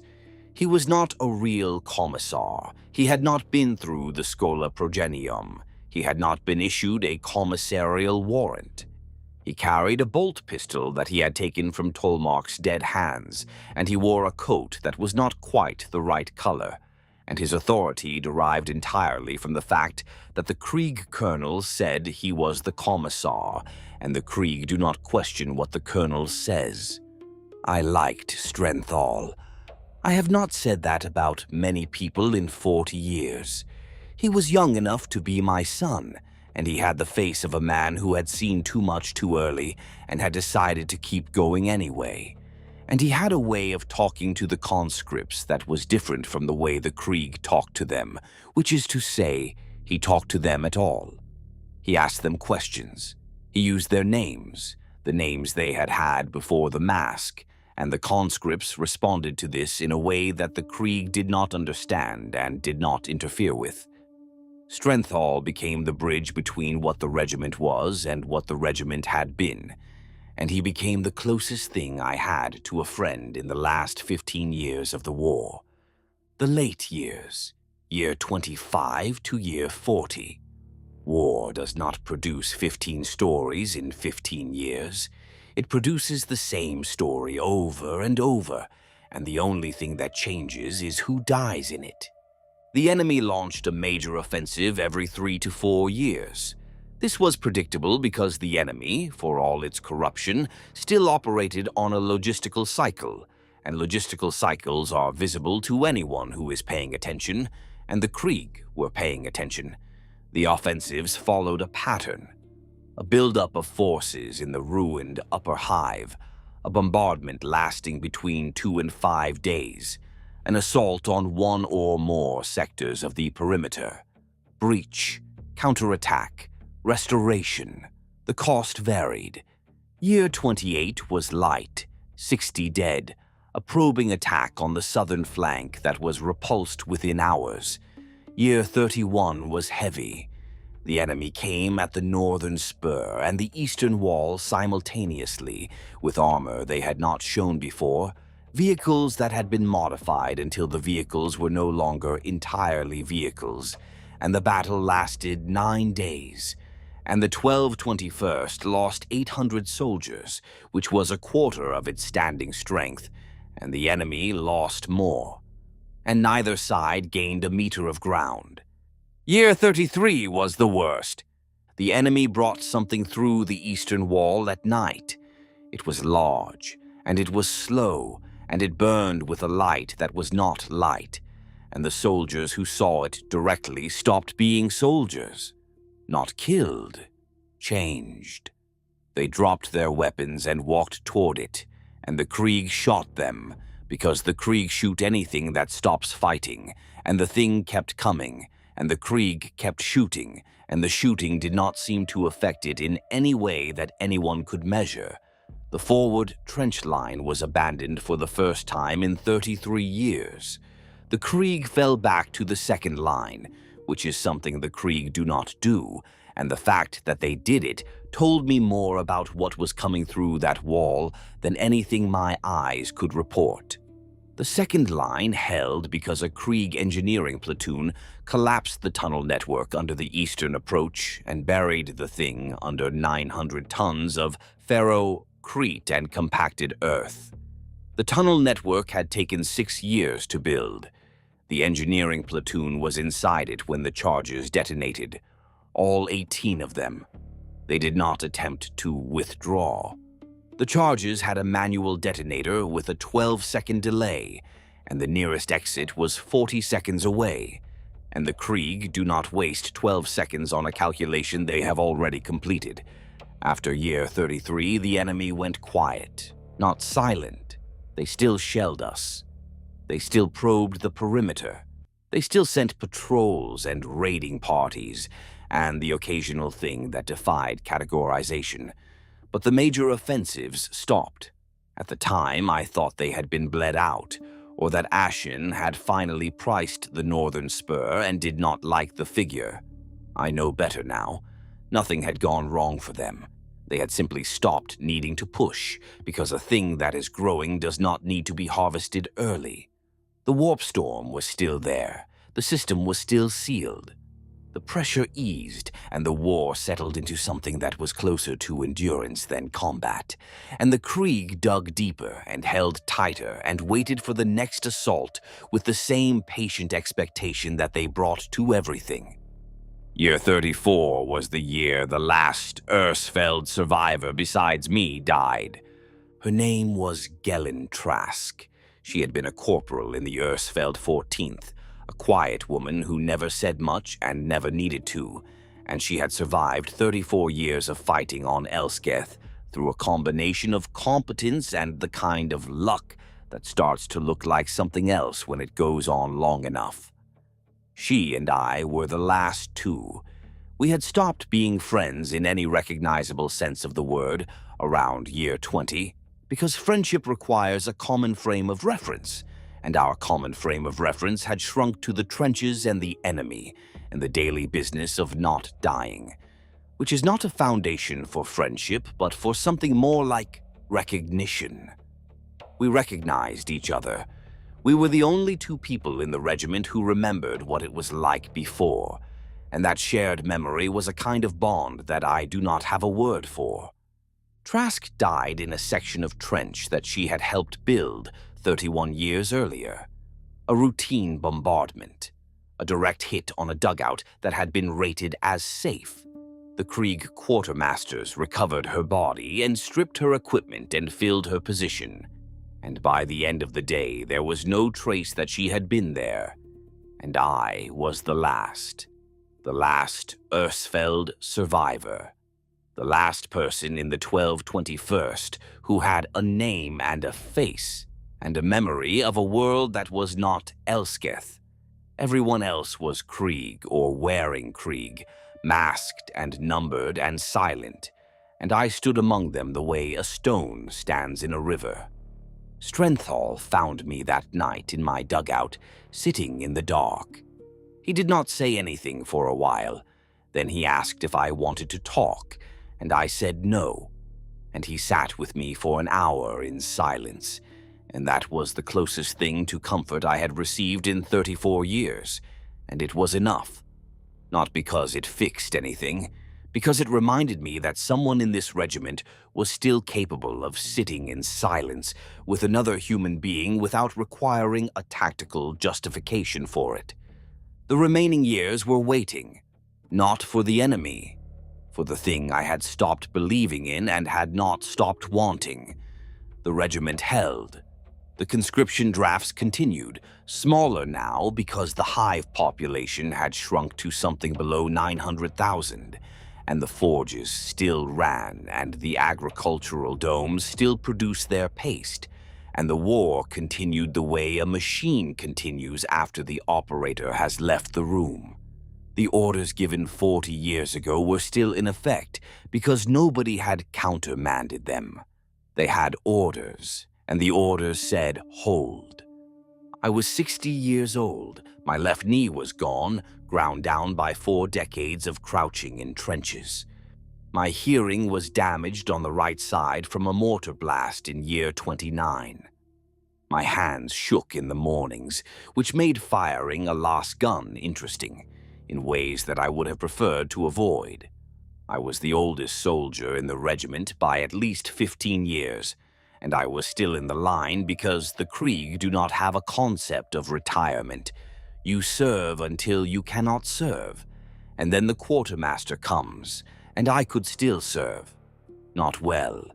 Not the way I could in year 10 or year 20, but well enough to hold a firing position and maintain a trench section and tell the new conscripts where the enemy liked to concentrate their bombardments and which sections of the wall were weakest and where the drainage channels ran. Because after 40 years, I was the drainage channels and the walls and the bombardment patterns. I was the memory of the regiment, and the regiment did not know it needed a memory until I was the only one left. Year 39.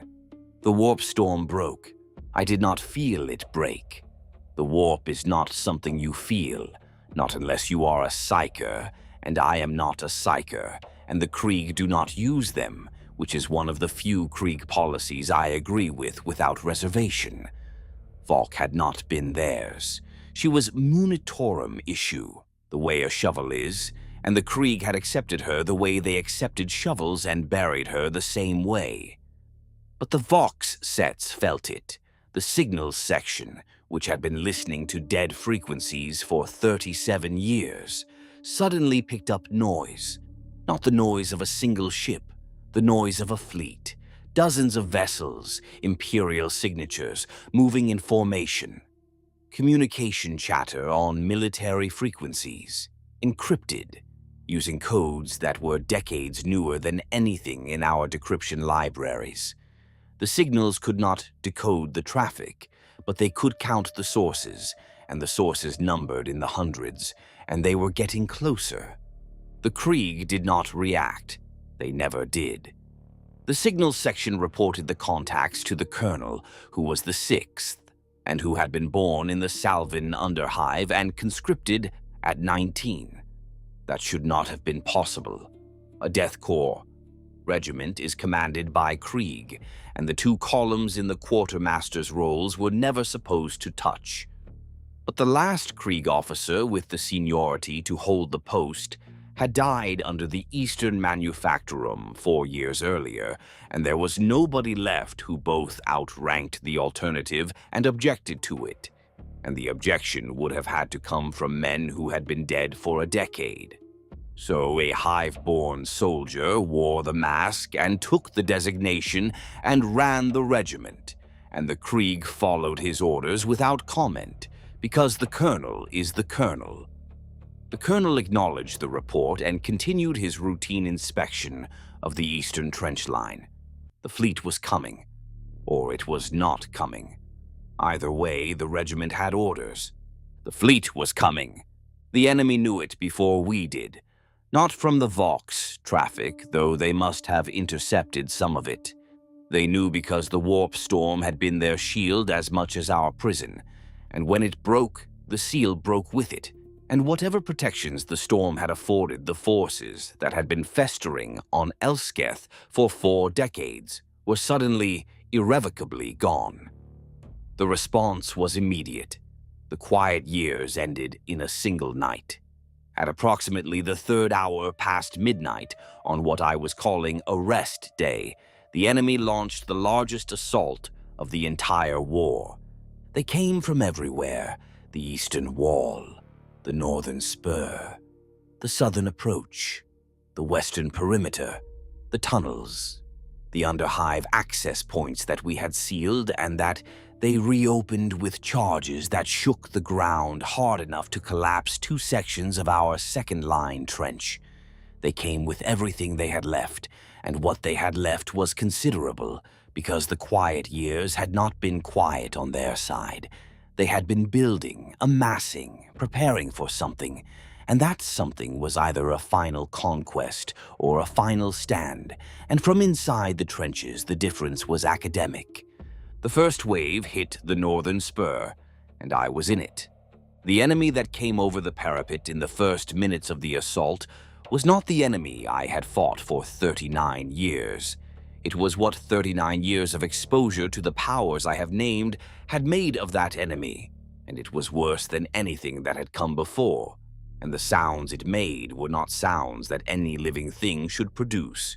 And the shapes it wore were not shapes that flesh should hold, and the Krieg stood up in their trenches and fired into it and died. And the ones behind the dead ones stood up and fired, and the ones behind them, and the line held, because the line had always held, because the line was all that was left. I fired my last gun until the cell was empty and replaced it and fired again. My hands were shaking. They always shake now. Did not matter. At the ranges we were fighting, accuracy was a concept from a different war.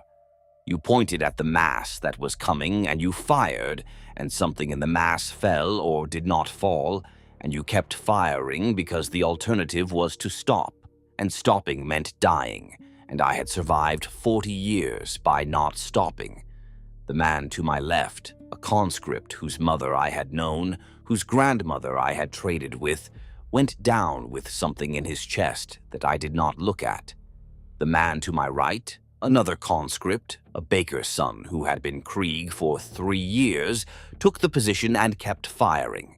He lasted 45 seconds before a blast threw him backward into the communication trench, and I did not look at that either. The battle lasted 3 days.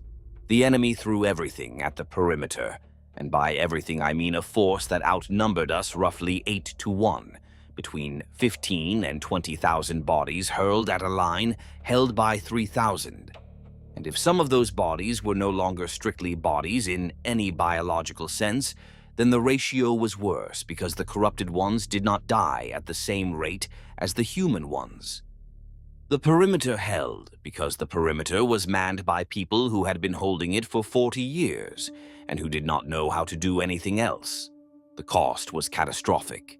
The 1221st lost 1,400 soldiers in 72 hours, which was nearly half its strength. Whole sections of the trench line were overrun and retaken and overrun again, and the dead piled up in the communication trenches until the quartermasters could not clear them fast enough, and the living fought standing on the dead because there was no room to stand anywhere else.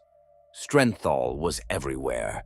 He moved through the trenches with his bolt pistol and his wrong-colored coat, and he rallied the conscripts the way a real commissar would have, with his voice and his presence, and the simple fact that he was still standing, and the conscripts fought because he was there, and the Krieg fought because the Krieg always fight, and between the two of them the line held. On the second day, the orbital bombardment started. Not ours.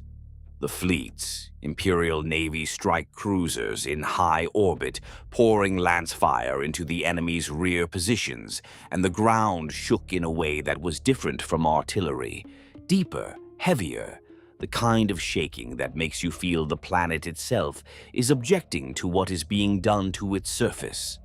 The enemy's assault faltered. The orbital fire was hitting the assault columns, but the real damage was behind the front. The enemy's supply lines and staging areas were being obliterated from above, and even chaos cannot sustain an offensive without ammunition, and even corrupted soldiers need something to eat, and the fleet was systematically destroying everything behind the enemy's front line.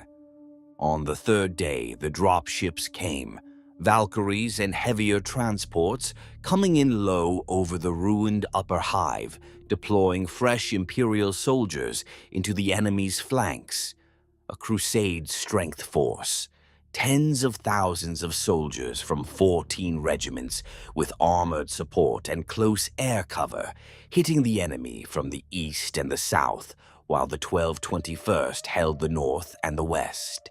I could see the Valkyries from the northern spur, banking low over the broken spires, engines screaming, ramps down, and the tiny figures of soldiers dropping into the rubble. Clean uniforms, full kit, charged lacelles, functioning Vox networks, officers with rank insignia that matched current patterns instead of patterns that had been obsolete for 3 decades. The Galbraith Covenant, what was left of it, what 40 years of chaos had made of it, broke. Not all at once. In sections. Companies dissolving. Units scattering into the ruins. The corrupted things that had led the assault retreating into the underhive, into the tunnels, into the dark places where orbital fire could not reach. Strenthal died on the 3rd day.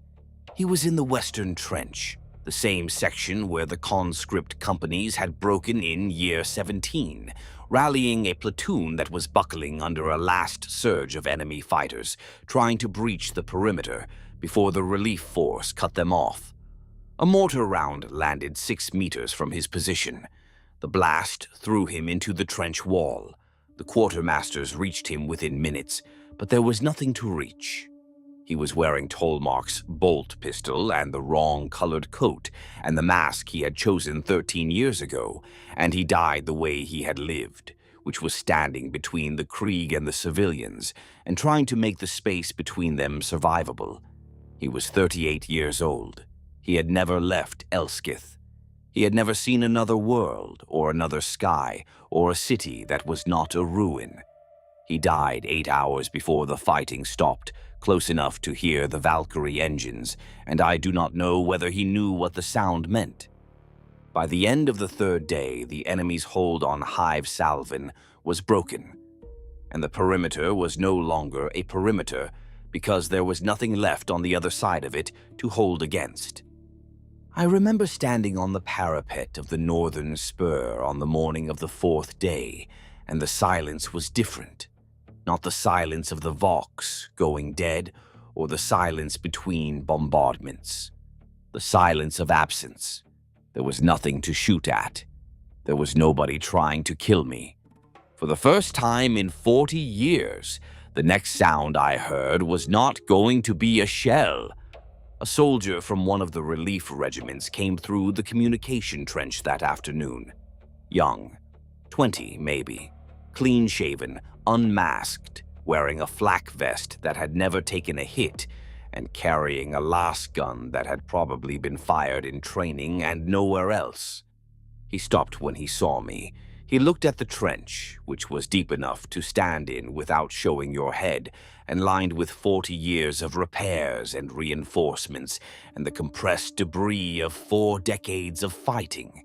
He looked at the Krieg soldiers on either side of me, standing in their masks and their gray coats, silent, weapons held at rest but not slung, because the Krieg do not sling their weapons.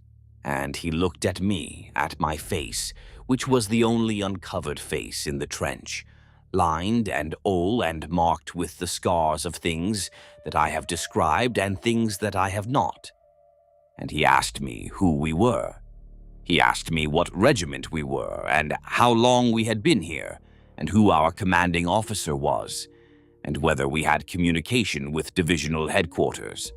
I told him that we were the 1221st Death Korps of Krieg Siege Regiment. I told him that we had been here for 40 years. I told him that our commanding officer was Colonel-designate 1221-6, who was inspecting the eastern trench line. I told him that we did not have communication with divisional headquarters because we had not had communication with anyone for 38 years. He stared at me. He did not believe me. Not because he thought I was lying, but because what I was saying did not fit into any framework he possessed for understanding how the Astra Munitorum operates. A regiment does not hold a position for 40 years.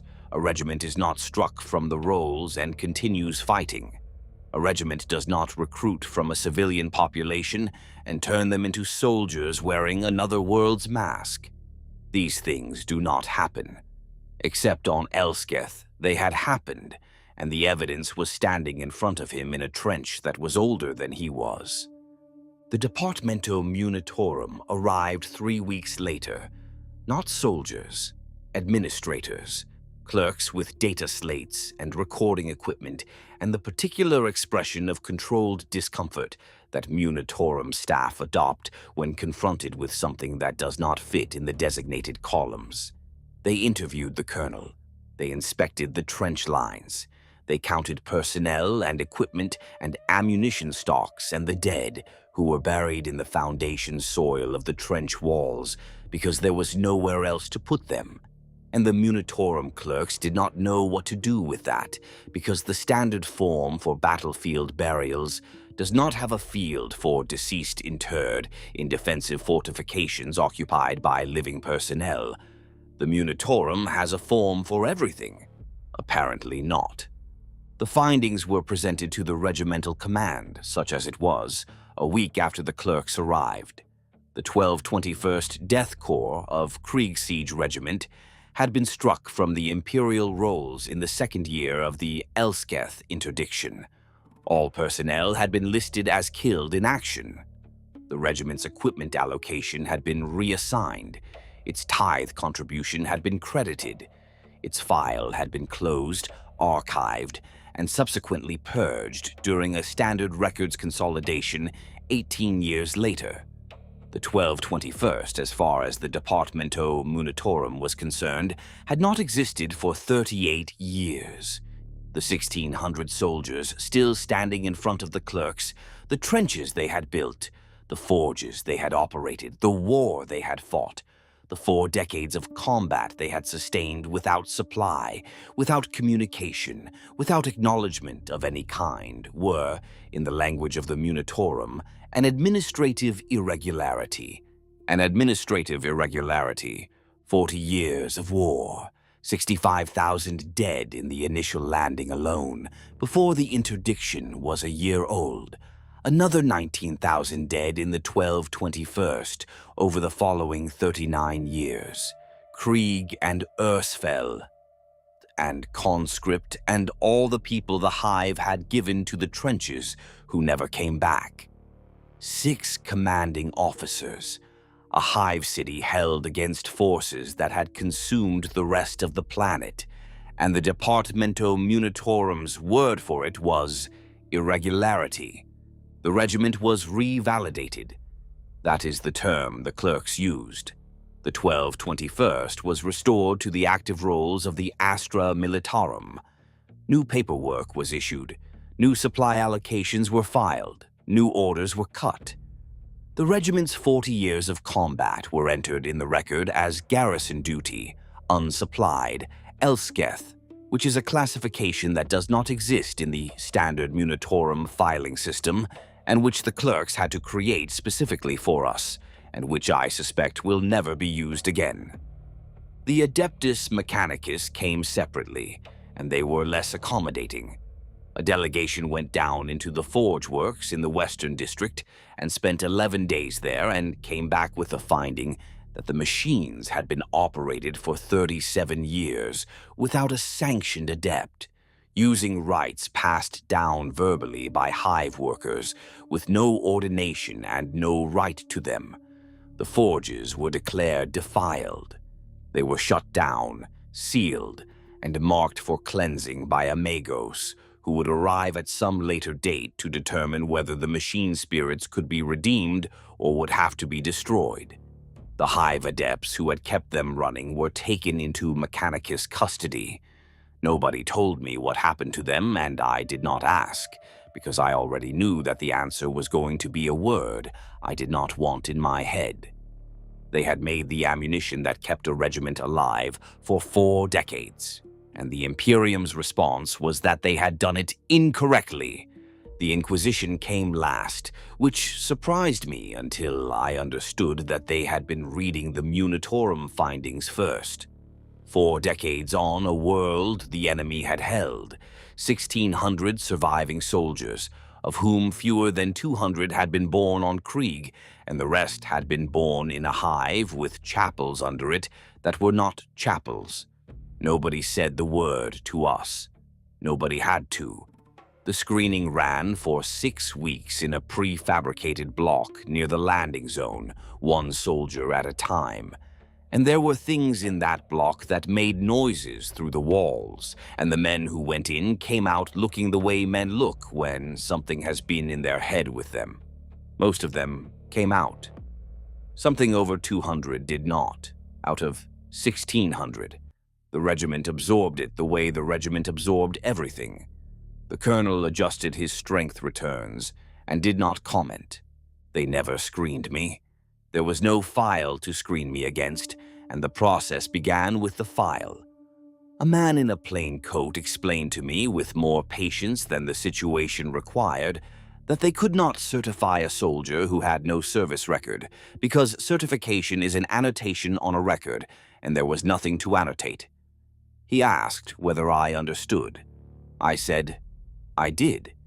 He wrote nothing down because there was nothing to write on, and then he went to find somebody who existed. I had spent 39 years wanting somebody to know I was here.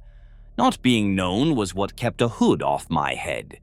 It is also why I can say all of this out loud. A man with a file has to watch what comes out of his mouth because it goes on the file. And there are words in this account that would finish a serving soldier inside a week. I have named things the ecclesiarchy would rather I called by another name. I have told you what came through the eastern wall in year 4, and what was underneath the lower hive by year 9, and that I knew about the second one and never asked. Write every word of it down. Take it to whoever you think would want it. The first thing they will ask is which soldier said it, and there is no answer to that question, and a finding with no name at the bottom of it is not a finding. It is paper. The Krieg received the revalidation the same way they received every other piece of news. They did not react. They were given new equipment. They accepted it. They were given new ammunition. They stored it. They were given new orders. The 1221st was to be redeployed to a combat zone in the Southern Marches, a world I had never heard of, to reinforce an ongoing campaign. The Krieg began preparing to move. 40 years in the same trenches, and they packed up in 6 hours, because the Krieg do not attach to positions. They attach to orders. Nobody came to find me on the day before the regiment shipped out. Strenthal would have come. Strenthal would have argued with the clerks and with the regimental command, and with the liaison officer from the Crusade force. And he would have argued the way he did everything, loudly and with the implicit suggestion that somebody was going to be shot if the situation was not resolved. But Strenthal was dead, and the dead do not argue, and the system does not require argument to function. The Munitorum had found my records, or rather, they had found the absence of my records. Fennig Grause, Ersfeld 14th Line Infantry, was listed as killed in action during the first year of the Elsketh interdiction. The Ersfeld 14th had been destroyed. Its survivors had been reassigned to the 1221st, but the reassignment had never been processed through the Munitorum, because the Munitorum had declared the 1221st dead before the transfer paperwork was filed. The transfer did not exist. The regiment I had been transferred to did not exist. Therefore, I did not exist. I was a dead man from a dead regiment who had been fighting in a dead war, and the system did not have a form for resurrecting me. The clerks did not inform me of any of this. They informed the colonel, who informed nobody, because the colonel was Krieg, and the Krieg do not consider administrative status to be information that requires distribution. The man in the plain coat had already told me the shape of it without telling me the consequence, and the consequence arrived when the embarkation rosters went up and my name was not on them. I went to the Munitorum section and asked, and a clerk with clean hands and a data slate explained it to me in the tone of a man describing a filing error that was regrettable but procedurally correct. This is not cruelty. The Munitorum clerks were not cruel. They were thorough and they were efficient. And they were operating within a system that had been designed to track millions of soldiers across thousands of worlds, and that system did not have a mechanism for handling a man who had been declared dead 40 years ago, and had spent the intervening time fighting a war that the system had decided was not happening. They could not add me to the 1221st, because the 1221st's original personnel roster was the basis for its revalidation, and I was not on the original roster. They could not return me to the Ersfeld 14th, because the Ersfeld 14th did not exist. They could not create a new file, because the creation of a new file required a point of origin, and my point of origin was a regiment that had been destroyed on a planet that had been written off in a war that had been declared over before it was over. The paperwork had no place for me, so the paperwork did not include me. Nobody argued. There was nobody left to argue. The regiment formed up in the ruins of the old transit hub, 1,600 soldiers in gas masks, which was what remained of 3,000 after the final battle, standing in ranks the way they had stood in ranks for 40 years. They had new equipment and new orders, and a new commissar appointed from the Crusade staff, a young man who did not know who Strenthal was, and who wore the correct coat and carried the correct pistol, and who would learn in time what kind of regiment he had been given. They marched to the landing zone, and they boarded the transports. and the transports lifted, and the 1221st Death Korps of Krieg siege regiment left Elsketh for the first time since it had arrived. Nobody looked back. The Krieg do not look back. What matters is the next order. What matters is the next trench. What matters is the next death. The trenches were empty. I stood on the parapet of the northern spur and watched the transports climb until they were specks against the gray sky, and then they were gone. I went back to my dugout. The walls were shored up with timber from hab-block furniture and reinforced with salvaged metal and carved in places with marks that I had put there over the years. Not names, not messages, just marks, one for each year. The marks went from the floor to the ceiling, and there were 40 of them, and nobody would ever see them, and nobody would know what they meant. The Crusade force offered me a billet, a cot in a prefabricated barracks, hot food, medical attention for my knee and my hearing, and the dozen other things that 4 decades of war had done to my body. I told them I would take it. I did not tell them that I had no idea what to do with a bed that was not a trench, or with silence that was not the space between bombardments. I am 61 or 62. The Departamento Munitorum says I am dead. The trenches where I spent my life are empty. The regiment I fought with is gone, and the regiment I was born into is gone, and the world I came from is a place I would not recognize if I stood on it tomorrow. I have no rank, no unit, no file, no record. 40 years of service and the Imperium's receipt for it is a blank page. The Krieg would not see a problem with that. The Krieg would say that the service was the point, and the record is irrelevant, and the Emperor knows. And maybe they are right. The Emperor knows. The Munitorum does not. And in the Imperium of man, the one that feeds you and the one that files you are never the same.